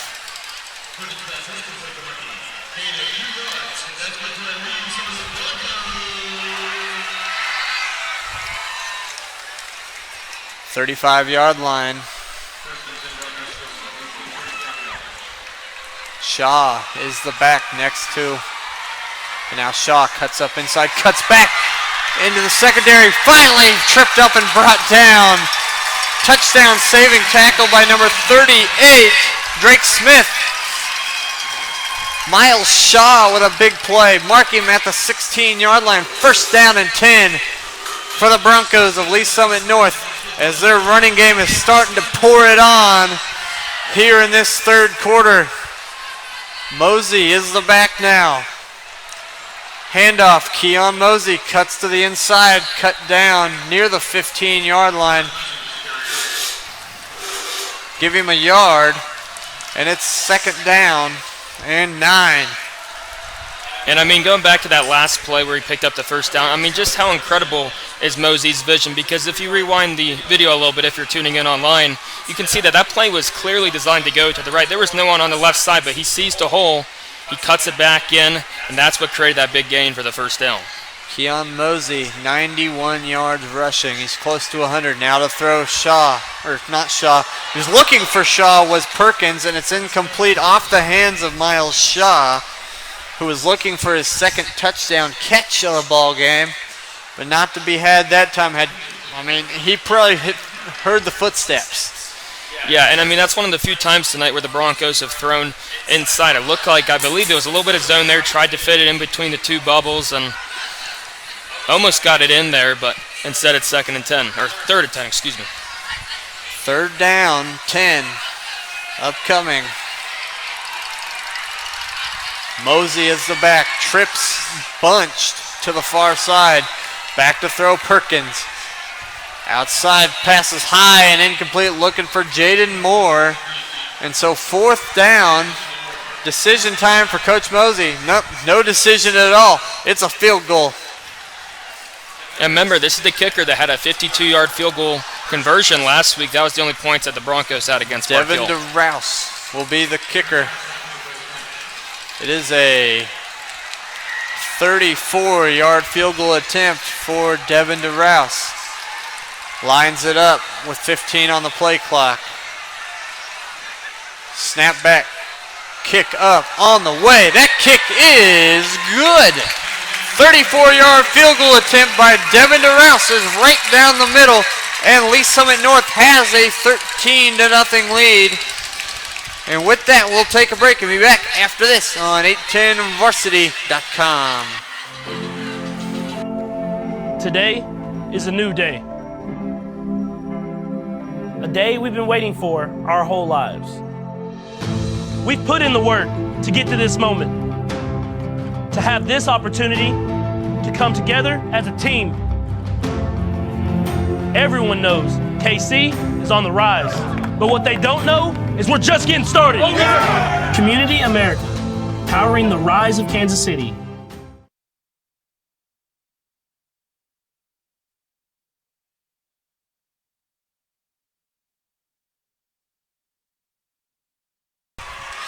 We're back here on 810varsity.com. I'm Nate Kendall with my partner Noah Bonner. Tonight, 5:44 to play. Lee Summit North has a 13-0 lead. Kick away.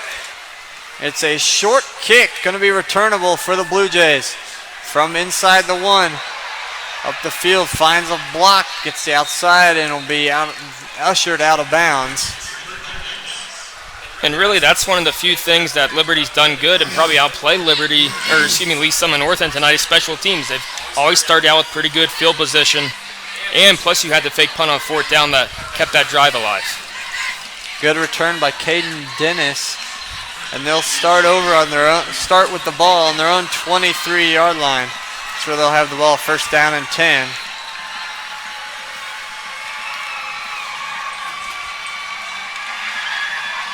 Here we go, Korf in the gun. Now they'll reset. Moving inside is Caleb Cahill. Now they're going to hand it off Wintrick Williams. Flag down. Looks like a hold in the middle of the play. They'll move them on back.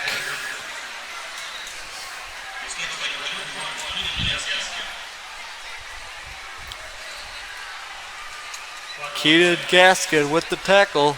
A personal foul, chop block, actually. That's a 15-yard penalty.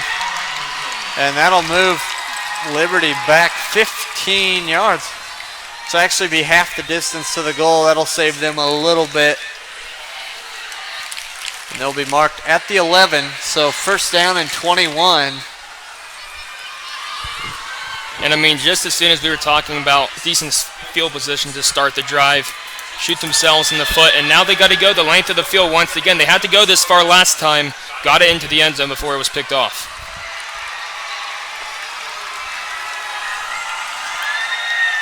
Now Liberty, you need to find something offensively. Find a spark, hit a big play, something. Man in motion. That's Dennis all the way across the field. Snap to Korf, flag down. Delay of game. 5 yards back, more. 5 more yards back, sorry. 5 minutes to play here in this 3rd quarter. And the Blue Jays are just moving on back on this drive. And if you thought that Lee Summit North was bringing pressure before, at the 6-yard line, you have a chance to get a safety. You know they're going to be bringing pressure on this play. 1st down, 27 yards to go for Liberty. Korf gets the snap, going to hand it off to Wintrick Williams. Gets some space. Wintrick Williams sheds a tackle and is tripped up across the 20. He gets almost all of those yards back. Wintrick Williams with a good run from deep in their own territory. And it's 2nd down and 10. Got all 17 back. Yeah, and I mean, how about that? I mean, I thought they were bringing pressure. It almost looked like a little kind of quick draw there. And, I mean, just a great job by the offensive line creating those holes. And, I mean, Williams, he's a good enough guy that he can make a man miss in one-on-one. That's how he's able to get back to the original line of scrimmage. Wintrick Williams the 3rd. Feature back to this Liberty Ball Club. Man in motion's Dennis. Caden Dennis comes set to the far side. Korf takes the snap. Now to throw. Looking, finds Fordyce. Close to a 1st down. Liberty moving the football here on these last 2 plays. 3rd down. 3rd down 5. Check that. 3rd and about 4.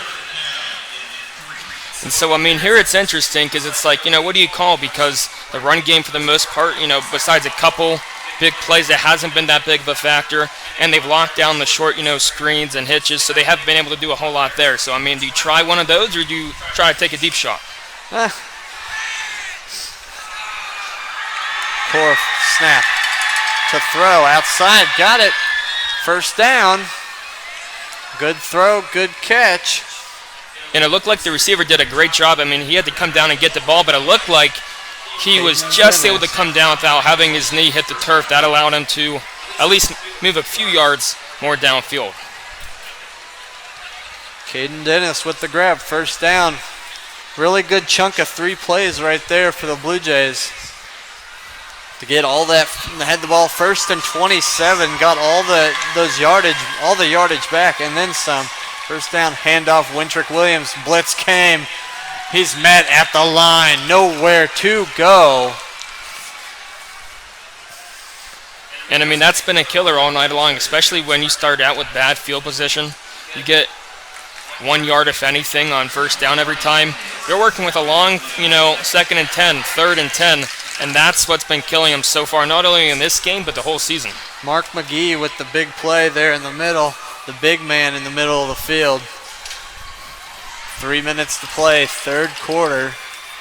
2nd down 11 for the Blue Jays. They got 4 wide to the near side of the field. 3 of them stacked together. Last time they tried a slant here. A slant way over the head of Fordyce, who had his man beat badly. He overshoots him, and it's 3rd down. And it's interesting because, usually when you're in that formation, 3 receivers set up with 1 to that side. Usually you start out with, a little bit of a screen pass here and there, and then that's when you go to the slant pass when they're least expecting it. They haven't tried a screen pass out of that at all so far tonight. They keep on going to that slant pass, and it has not worked. They've either been jumping it or he's been double-teamed. Here we go, 3rd down 11. Korf in the gun, snap back to him to throw. Outside, picked off, going the other way. Nobody's going to catch him, kiss him goodbye, touchdown. Interception by Turner. He takes it to the house, touchdown. Wow. And 45-yard touchdown return. And it is 19-0 Lee Summit North. And if you thought that the Blue Jays were in a hole before, you're now down 19-0. Your average 16 points per game. It's not looking good for the Blue Jays. And that's the 2nd turnover of the ball game for Liberty. DeRouse to kick the extra point, snap back, kick up, kick on the way. Kick is good. And it is 20-0 Lee Summit North. And, I mean, you keep up, bring up a good point. That's 2 turnovers, 2 interceptions they've had in crucial situations. First, before the first half ended, that interception in the end zone that cost them points. And then right here, they have a chance to possibly cut into this lead, make it a 1-score game, 3rd and manageable, and you throw a pick 6. It's a killer. Jamar Turner with the pick 6. And Lee Summit North is off and running in this ball game.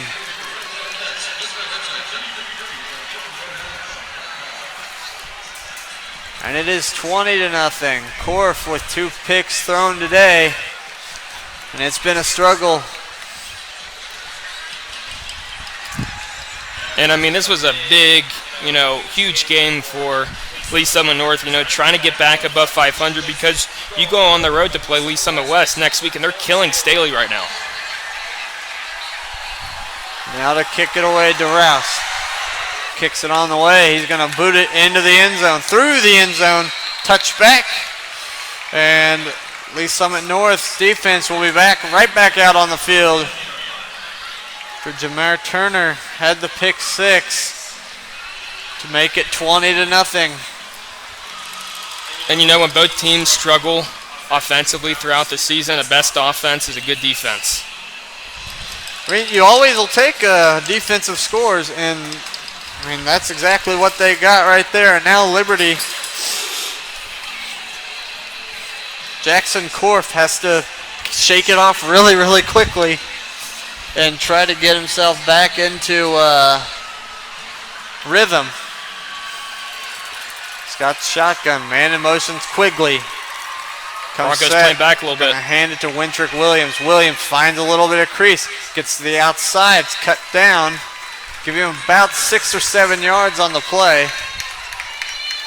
2nd down and 3. And I mean, those, 6, 7, 8 yard gains on the ground for Liberty, it's so huge because, when they're in 2nd and long situations, they haven't really found a play. They keep on trying to get it all back at one time. They haven't been able to find a short pass play to bring up 3rd and manageable. Snap back, going to hand it off to Williams.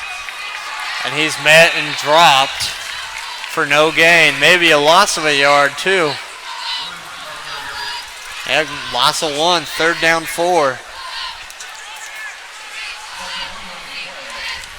And I mean, this Broncos defensive line, I mean, they showed up last week against Park Hill.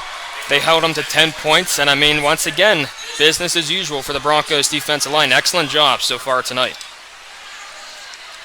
Here, 1:35 to play, 3rd quarter. This is do or die time for the Liberty Blue Jays. If you don't get this first down, I mean, this game, it's going to be difficult to come back. Here, watch Trip the slant. to the near side. Rolling, Korf trying to run. Throws it to the near side. Overthrows everybody. Incomplete. 4th down. Yeah, and I mean, they finally tried a screen pass out of that stacked formation. Just wasn't there. He has to take off and run. And, I mean, once again, another 3 and out for this Liberty offense.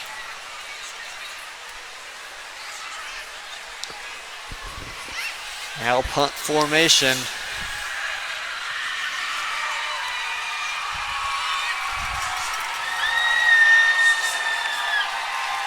Dane Davis is back to receive the kick from Ethan Brown.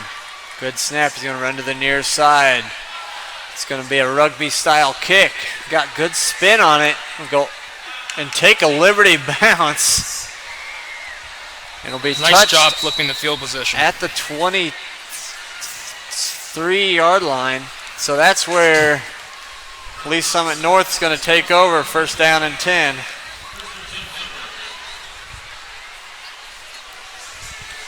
And so, I mean, now you're up 20-0. You only have, a quarter, a little more to go. That's when you rely on Mosey. You rely on your running backs. Continue to chip away this clock and get this game over and done with.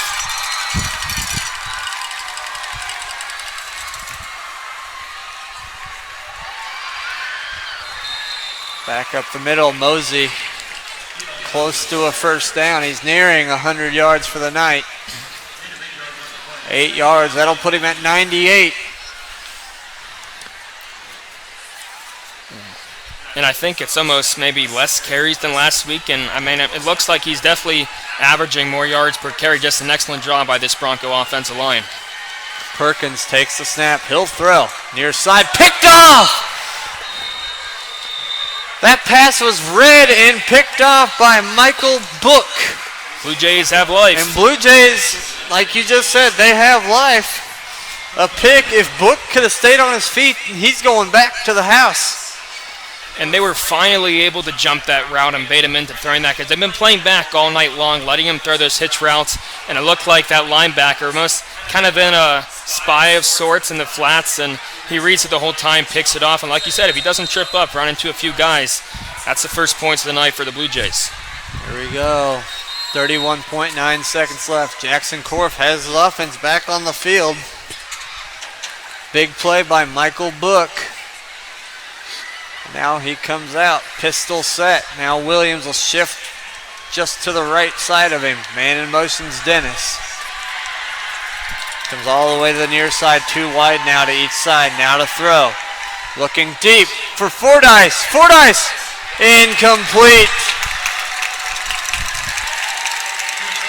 Fordyce had a chance at the ball, but Dane Davis got in the way just enough, and it fell incomplete. Would have been a touchdown. And, I mean, great play call in my opinion. You take a shot after a big turnover, take a shot, might as well. Yeah, I mean, good play call, but also, I mean, just how about these Lee Summit North defensive backs? It's a lot of pressure on them because you're stacking the box. They're kind of on an island of sorts, so it's one-on-one. You have to cover your man. Besides a few big plays throughout the night, they've done a great job at stopping the Blue Jays' passing attack. Trips to the near side, handoff Williams, nowhere to go. Wintrip I mean, Williams. That's the reason why they can't put a drive together, because they have this, take a big shot and then they try to go back to the run. I mean, I don't think they've had too much success, especially on 2nd down, trying to get a couple yards. I mean, Lee Summit North, they read it the whole time, and that's why you continually have 3rd and long situations. And now that'll be the end of the 3rd quarter here from Lee Summit North. We'll take a break and be back after this on 810varsity.com. Cryotherapy is an amazing recovery tool for athletes at all levels, and Casey Cryo in Lee Summit has the latest technology for athletes to recover in a quick and natural way. 3 minutes and a state-of-the-art nitrogen-cooled cryo chamber helps aid muscle soreness, joint pain, raises energy levels, and more. Casey Cryo also offers Normatec compression therapy, which massages sore muscles and joints to get toxins and lactic acid flushed out. Recover quicker at Casey Cryo and Lee Summit, just off 50 Highway between Chipman and 3rd, next to Genesis.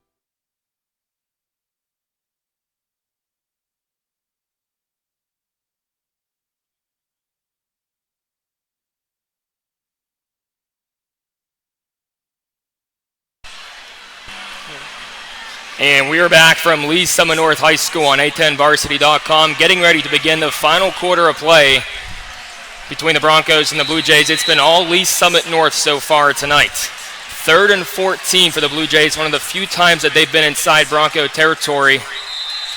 And they may get 5 easy yards right there. Yeah, mistake there. One of the very few mistakes we've seen from this Lee Summit North defense thus far tonight. Yeah, that's an easy 5 for the Liberty Blue Jays. So it turns it from a 3rd and 14 to a 3rd and 9. Still trying to get that first play of the final quarter. Need a quick strike here if you're the Blue Jays, down 3 scores. And I mean, so far they've been going up against a really good Bronco defense. Broncos playing back a little bit. 3 receivers this side. They're going to try a screen to the running back. He has room. A blocker is ahead, and he will score. 27-yard touchdown for the Blue Jays, and they are just like that right back in this game. We've been waiting for that screen pass to get called, and there it was, and Wintrick Williams caught the pass, and I mean, he just had to do the rest, and it was pretty simple. Waltz his way into the end zone. And I mean, it makes you wonder, why haven't they tried that before? I mean, especially with all the pressure that Lee Summit North's been bringing all night long, play after play. You finally try one of those screen passes to keep them honest, get their first points of the night. Extra point is up and good. And just like that, it's a 27 game from Lee Summit North High School. Broncos lead 20-7. And we will be right back after a word from a few of our sponsors right here on 810varsity.com. When it comes to SUVs, nothing beats Honda. U.S. News and World Report's best SUV brand 4 years in a row, including the 2019 Honda Pilot, one of the millions of Hondas built here in America since 1982. Or the 2019 CR-V, a crossover car and driver calls a better value than the RAV4. And right now, get Pilot with 1.9% APR financing for well-qualified buyers. For more offers, visit kchondadealers.com today.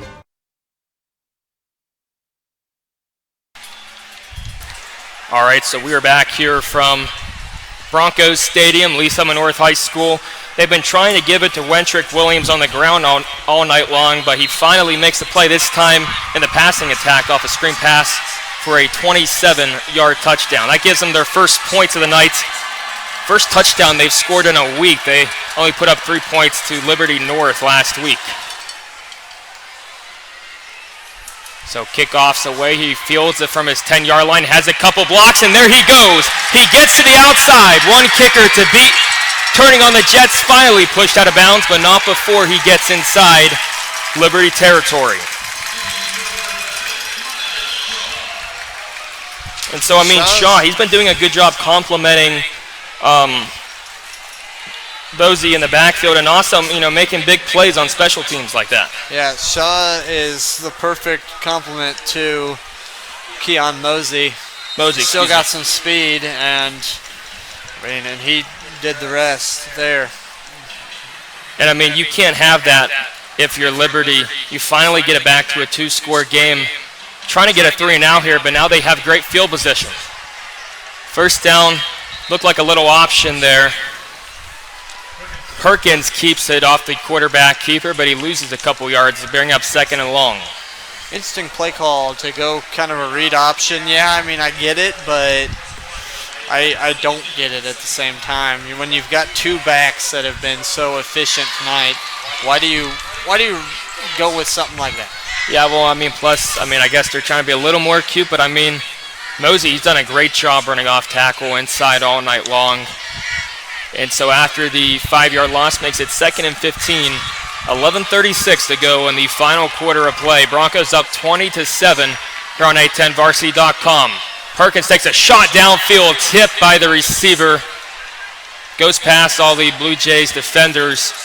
And that, just like that, bring up 3rd and 15. And this is big for Liberty because now you have him, 5 yards back, 3rd and 15. You have a chance to get a quick 3 and out here. Yeah, this would be a big one. 11:30 to play. You get another stop, get the ball back. It's not over yet. If you can find a way to get the ball back without them killing more time.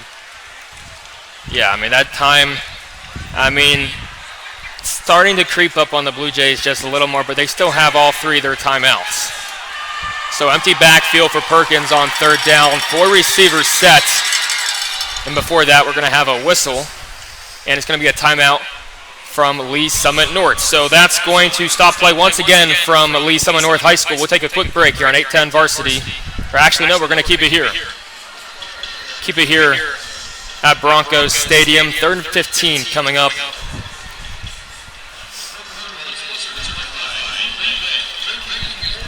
Just a few rushing stats. Williams doing a great job on the ground for the Blue Jays, but just has not been able to keep up with the dynamic duo backfield of Mosey and Shaw for the Broncos. And really, Shaw hasn't been that great. 8 for 14 today, but he's got 3 catches for 19 yards and a touchdown. It's been a Keon Mosey show today. 98 yards on the ground on 9 carries. It's a little over. It's close to 11 yards a carry. Yeah, and you think maybe that's why they kept on bringing him out to the slot, try to, get your best players into space. 3rd and 15, Perkins. Now pressure coming. He's going to take a shot downfield off the back foot, and this one intercepted by the Blue Jays. Picked off at the 16-yard line. That's the turnover that the Blue Jays needed, and just like that, they're back on offense. That was just, that was an awful idea. For one, you don't throw off your back foot. For 2, you don't throw back across your body. And he did all 2 players. Yeah. Only Patrick Mahomes does that, and it works. You can't do that here in high school when you've got some pretty good defensive backs here for this Liberty Blue Jays. Yeah, so after the Drake Smith interception, Blue Jays take over on their own 18-yard line. 11:22 remaining in the game. 3 receivers set to the right side of the field. Blue Jays going right to the air to begin the drive. This one goes over the head of his receiver. He had his man beat a couple steps. And they've been trying that all night long. And with how good this Broncos secondary has been, if you get a chance to connect on that, you got to hit it down 2 scores in the 4th. They've been close. They hit one that he just underthrew his man. They're close. It's going to happen. You're hoping it's not next week. Yeah. You're hoping you can hit one of those tonight and get back into this game. You're only down 13. You hit that big play. It's possibly a 6-point ball game. Yeah, so close, but instead 2nd and 10, still inside their own territory. They dump it off to the running back outside of the backfield, but the Broncos read it the entire time. Loss of yards on the play, and now that's going to bring up a crucial 3rd and long. 11 minutes and rolling in the final quarter of play. And now the Blue Jays once again in a big hole. That was, I like the idea, get it out to your playmaker in space. Wintrick Williams the 3rd, but couldn't make the play. Couldn't make a play on that one. Really good tackling by the Lee Summit North defense. Yeah, so from the 14-yard line, 3rd and long. Nice pass right into that middle of the field. It was open. It's not going to be a first down, but it's close. A nice pass there from Jackson Korf. It's going to be around maybe 4th and 3 coming up from the 25-yard line. Decision time. It looks like this is 4th down territory. 4th and 3. Right here, this is kind of your ball game. If you pick this up, you've still got a shot. If you don't get it and you give it back to the Lee Summit North Broncos, they've got really good field position. No hard count. Instead, they're going to go straight to the hitch. And it looks like he's just going to have enough for a first down. He needed 3 and he got 4. That's going to move the chains and keep this drive alive for the Liberty Blue Jays. 1st and 10 from the 29, 9:54 to go in the game. Really good work there to make sure you run a 4-yard route. Seen it so many times that you got guys run, you need 5 yards or something like, or 3 yards, you run a 2-yard route, and you were short. So 1st and 10, they try the hard count, almost get him to jump off sides. Now they'll set the play again. Korf hands it off to the running back, stumbles his way forward for a couple more yards past the 30-yard line. It'll bring up around 2nd and 8. It's just not working for him tonight.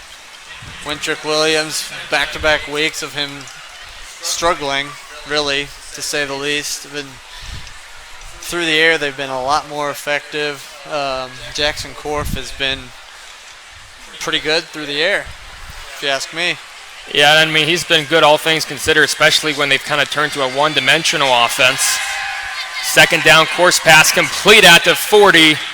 Receiver fighting for the first down. They're going to give it to him. Another nice pass from Korf, and that will bring up another Blue Jay first down. 1st and 10, slowly moving their way up the field to the 41-yard line. 8:48 to go in the game. His favorite receiver, Fordyce, once again. Yeah, so still in that spread set. 2 receivers to both sides of the field. He has his running back in the backfield. Broncos loading the outside near the tackles. Korf is going to take another shot downfield along that sideline. He tries to bring it in, just cannot hold on to it, and it brings up 2nd and 10. That's 2 times on this drive now where they've tried to take a deep ball shot on first down. Can't get it, but then, like we've seen throughout the game, that's when they go to the run on 2nd down, but then that's when the Bronco defense comes alive. They stuff, and that's how they get into those 3rd and long situations. He's getting closer and closer. Every pass, he's getting closer and closer on those. He's going to hit one of these before this game's over with. Hopefully it's sooner than later because the Blue Jays need 13 points to tie it. 8:25 to go in the game. Another screen pass coming up. He just gets it off with the pressure coming. He has the first down and then some. Working the sideline. He may be gone. 1 man to beat. Gets dragged out of bounds around the 15-yard line. And once again, that screen pass, you wonder why didn't they do that throughout the night, because it's working big time in the 4th quarter.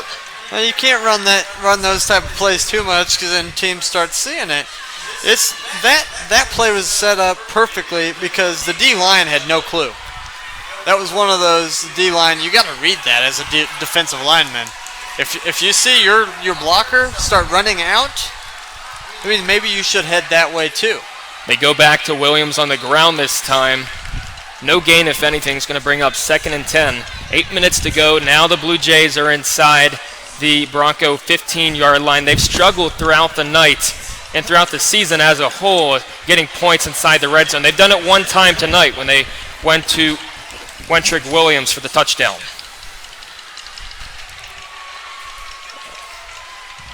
So clock still rolling now, 7:45 and counting. They had 3 receivers to this side of the field.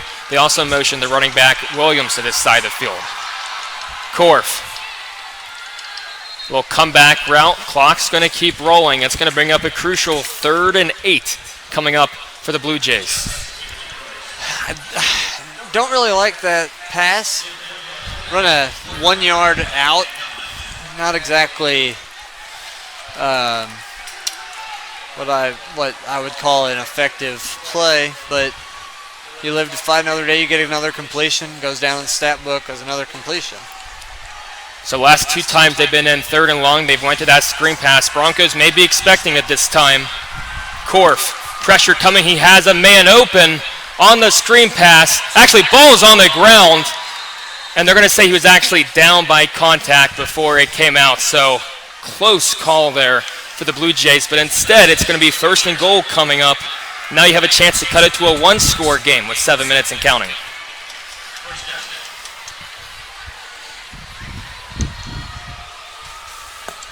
So 1st and goal, 4 yards to go for the Blue Jays. Throughout the season, this is when they go to Wentrick Williams. He's been a workhorse so far tonight on the ground and in the air. They stack the line of scrimmage. And actually now a fumbled snap. Korf has to dive on it, make something out of it, and he gets dragged down back to the 15. Terrible turn of events for the Blue Jays. Now you put yourself in a terrible situation because you cannot get another first down here. So you have to score from 15 yards out. That was actually Wentrick Williams. They went Wildcat. Excuse me. And it was a bad snap. So they tried to go back to Wentrick Williams there, I guess. I mean, he's been kind of their entire offense so far tonight, trying to get him going on the running game and slowly getting him involved in the passing game. They send a man in motion. Korf has a man open over the middle, cannot hold on to it, falls incomplete. They had a touchdown if he caught it. Instead, it's going to be 3rd and goal from the 15.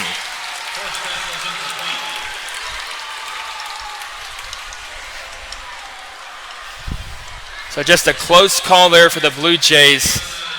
2 safeties coming up to hit him, and thankfully for Broncos fans, jarred that ball loose.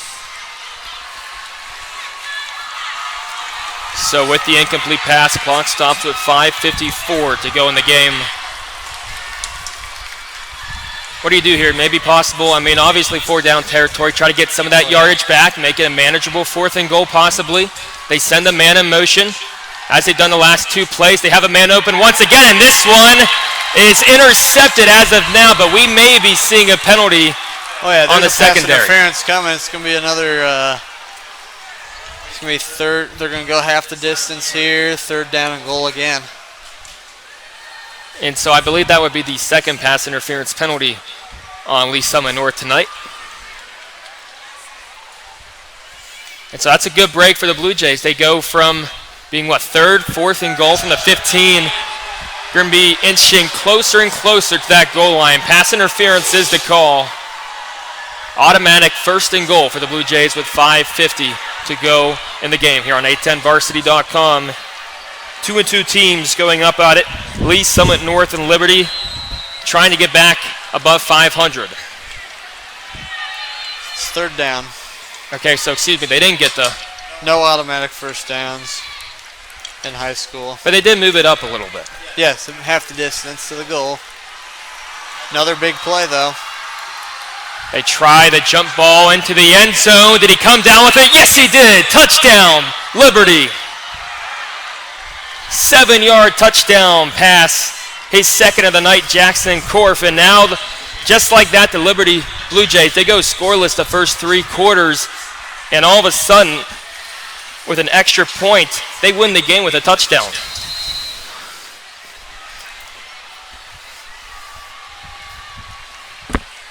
So a strong comeback in the last couple minutes for the Blue Jays. Extra point attempt down the middle, and good. That makes it 14-7. 14-7, Broncos lead. And we will be right back here on 810varsity.com after a word from our sponsors. Today is a new day. A day we've been waiting for our whole lives. We've put in the work to get to this moment, to have this opportunity to come together as a team. Everyone knows KC is on the rise, but what they don't know is we're just getting started. Community America, powering the rise of Kansas City.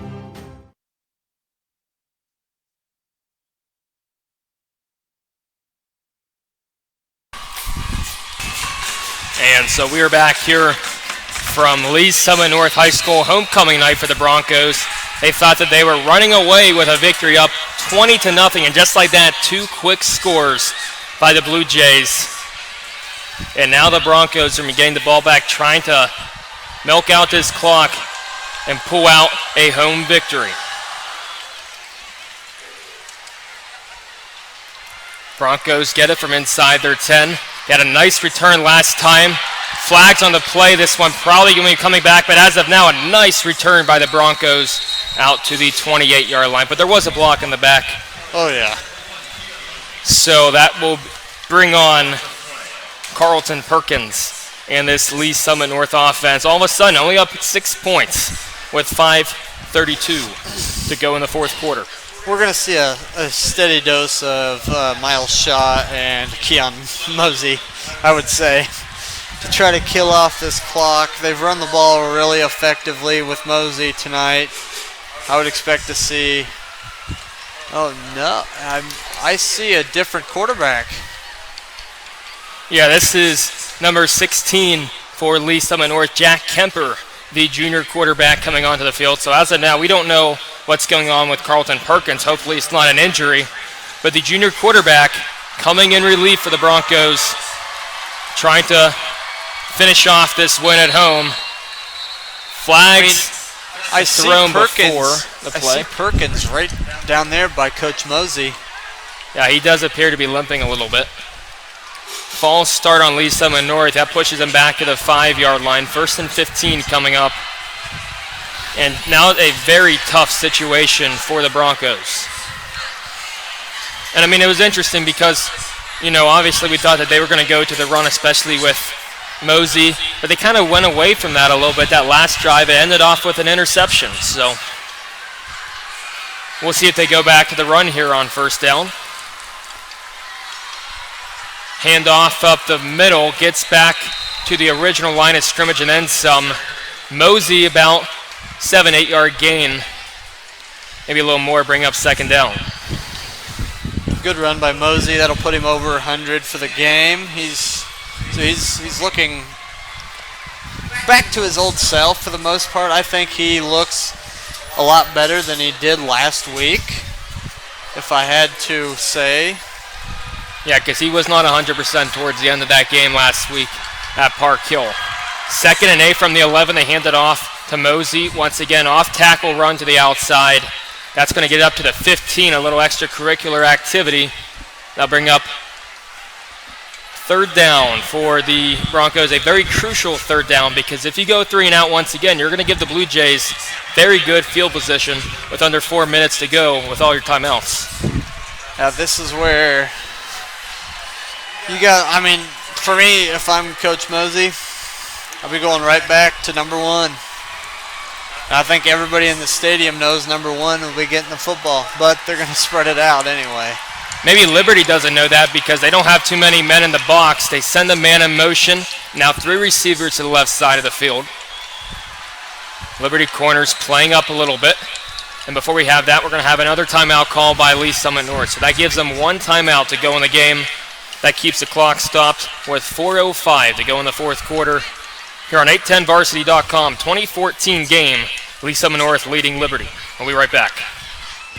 High school sports fans, Trent Green here, and when I want the latest scores and news, there's only one place I go, 810varsity.com. Live scores, features, brackets, and even watch games live on the laptop, phone, or mobile device. Watch the Lee Summit, Blue Springs, and Park Hill schools, Blue Valleys, Olathes, Rockhurst, Miege, Lansing. The list goes on into Missouri and Kansas. And playoff broadcasts too, plus top 25, awards, and more. Check it out now, Kansas City's home for high school sports, 810varsity.com.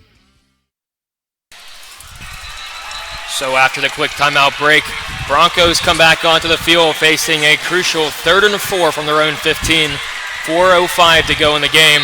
Blue Jays looking for another big time 3 and out to get their offense back on the field and all of a sudden have a chance to go ahead in this game. They give it off to the man on the jet sweep, and he gets blown up at the line of scrimmage. Big play there, trying to get a number, but that will be 4th down, and it looks like they're going to bring the punt team on, and that's going to give the Blue Jays enough time to put potentially a game-winning drive together. They're going to let the clock run, too. That's interesting that they didn't take one of their 3 timeouts. So the Liberty return man, he's standing back at his own 47-yard line. So already you're looking at, if you're a Broncos fan, them starting out in your own territory.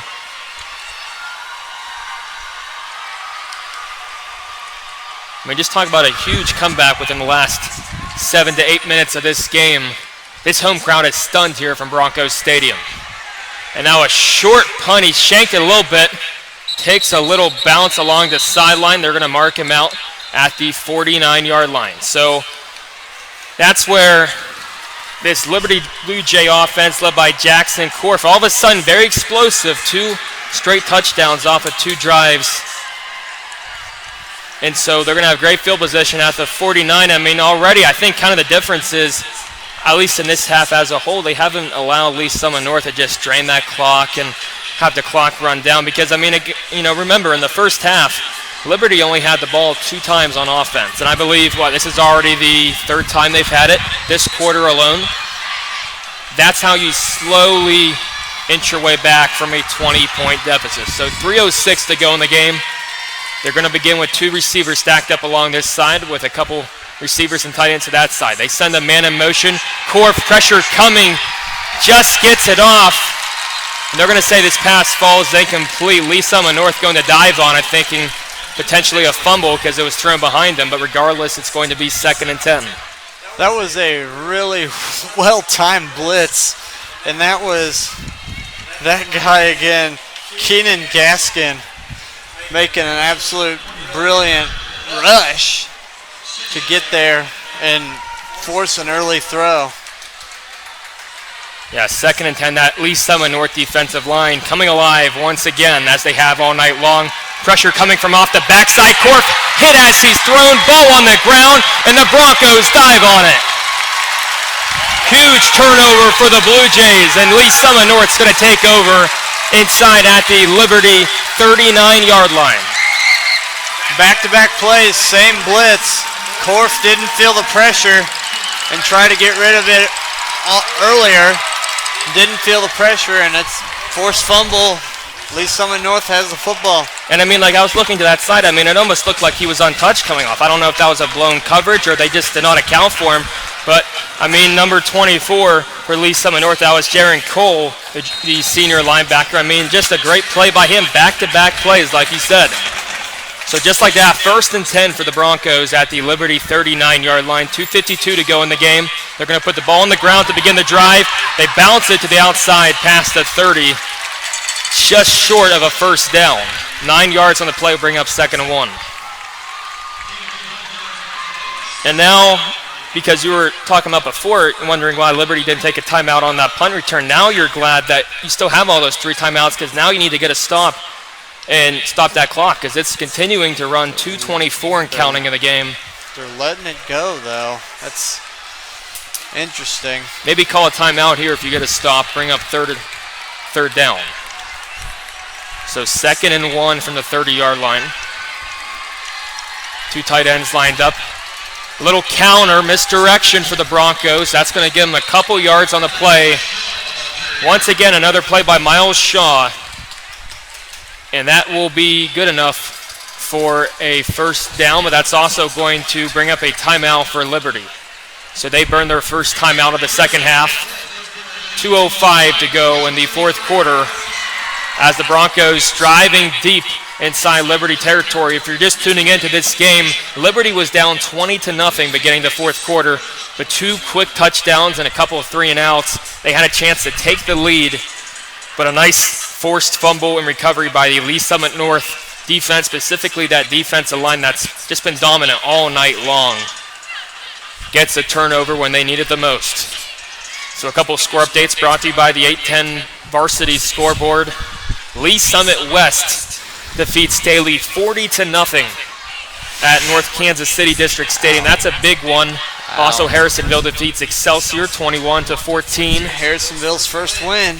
Yeah, still in progress. Also, Lee Summit is currently beating Park Hill South 38-28. And Park Hill, who beat Lee Summit North last week, is up 13-10 over Ray-Pec. So after the timeout, will be 1st and 10 from the Liberty 27-yard line. 2:05 to go in the game.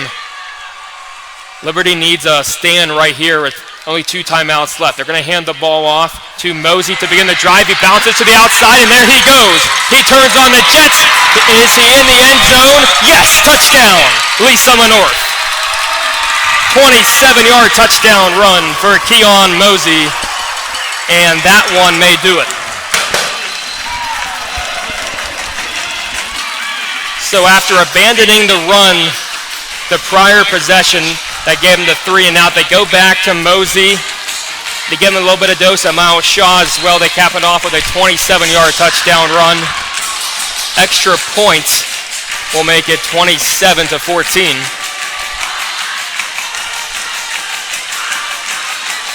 Extra point is good, so 13-point game now for Lee Summit North with 1:58 to go in the game. We'll be right back on 810varsity.com after a word from our sponsors.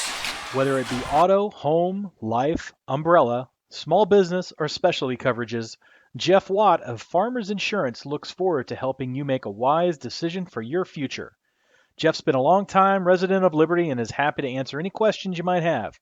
Give Jeff a call at 816-792-1415 or visit farmersagent.com/jwatt. Jeff Watt of Farmers Insurance, a proud supporter of the Liberty community and athletics.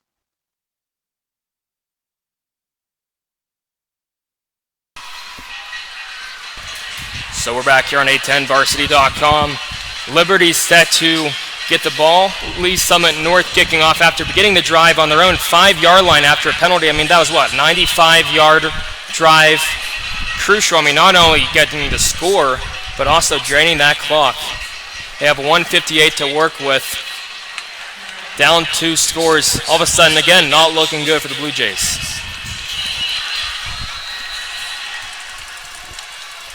So Lee Summit North will kick off from their own 40-yard line. 2 guys back deep for Liberty. Line drive kick. It doesn't go into the end zone. This one's returnable. Fielded from their own 5-yard line. This is number 28 for Liberty, Ryan Olivius. They drag him down at around the 20, 21-yard line, and that will bring on Jackson Korf in this Liberty offense.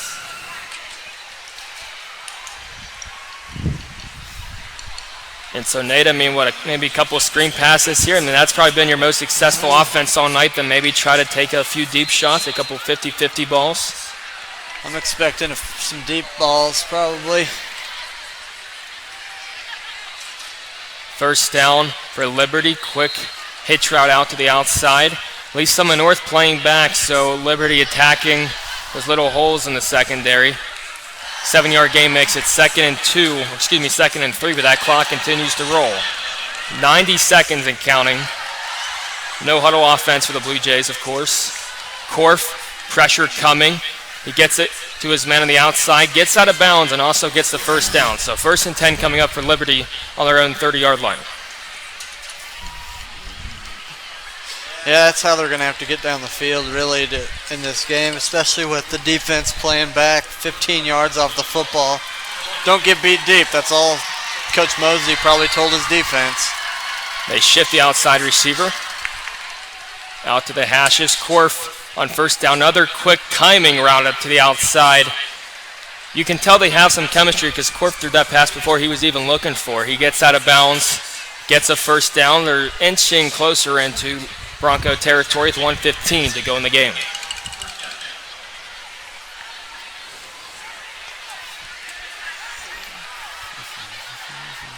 So even with the clock stopped, they're going to go no huddle. 3 receivers to this side of the field. They also have a running back in the backfield. Quick pass to the middle of the field. It was wide open. They're trying to guard the outside, but that clock continues to roll. So nice little pass stumped down over the middle to Caleb Cahill. 7-yard gain moves it out to their own 49-yard line. Clock still rolling. 55 seconds to go in the game. Korf now sends the man in motion, wasting precious time sending the man in motion over to the right side. Broncos bring that coverage. This one deflected, nearly picked off. Yeah, that linebacker nearly took that into his hands. I started looking the other way, thinking he was running down the field. He was on his way. He was on his way to the end zone and going to just waltz his way in to end the ball game. Yeah, so Blue Jays avoid disaster. 3rd and 3 with 42 seconds to go in the game. 51 yards to go for a score. You also need an onside kick and another score. Korf, pressure coming, stands in the pocket, take a shot downfield. You have a flag on the play coming from the secondary. This one might be pass interference, holding on the defense. You don't need that if you're Lee Summit North trying to close this game out. This one is holding, so that gives them the first down. Moves it into Bronco territory at their own 41-yard line. So 41 yards to go in 35 seconds. First down for the Blue Jays. They need a score here quick. They've been trying the deep ball a couple of times on this drive and the previous one. Korf works the sideline again. Nice little pass, 4 or 5 yards, stops the clock with 31 seconds to go. This is just stat padding time for Jackson Korf. Just eating up little chunks of yards with. You don't think they still have a chance? His completion percentage and his passing yards per attempt is going to look really, really good tonight. Yeah, but I mean, Blue Jays still have 2 timeouts. They have 2 receivers to this side. Pressure coming. Korf has to step up. Avoids the sack, and now he's finally brought down. Liberty running on the field to get a timeout, so they're going to burn one of those final 2 timeouts they have. Stops the clock with 20 seconds to go. 2nd and 6 coming up from their own 37-yard line. Excuse me. Yeah, it was only a matter of time before they got to him, and I had a feeling it was coming pretty quickly, and they got to him pretty quick. Yeah, because, it seems like, they're bringing the pressure all night long, and then they try some of those screen passes, so they back off a little bit. But now those last 2 drives, you get pressure on the quarterback that forces the fumble, and now a sack right here causes Liberty to burn one of those timeouts. 20 seconds left, Liberty. You want to get into the end zone again, but, it's very, very unlikely that you're going to be able to get 2 scores in this time. But, you take a chance. Might as well. Yeah, so obviously Broncos playing it safe. No one pressed up. 2 safeties in the backfield. Corners giving a lot of room. Korf lets a pass go. This one intercepted. Intercepted at the 11, and that's going to do it. So pass picked off. Yeah, Dane Davis. 1 turnover too many for the Blue Jays, and that will do it. So they'll come on to kneel down, finish this one off. Broncos are going to move to 3-2 on the season. Big home game, homecoming victory, but now you got to go on the road next week. You face a very dangerous Lee Summit West team that just blew out Staley tonight 40-0. A Lee Summit West team that is looking really, really good right now. They've won 4 straight now since their loss week 1 to Park Hill. Yeah, they've been on a roll, and then meanwhile for Liberty, they've fallen to 2-3 on the season. Their next game, we back at home in Liberty against Park Hill South. So that will do it from Broncos Stadium. Thank you for tuning into A10varsity.com. Broncos, they got a little close there in the end, but they pull out a 27-14 victory. Noah Bonner, Nate Kendall signing off. We will see you tomorrow and next week on A10 Varsity.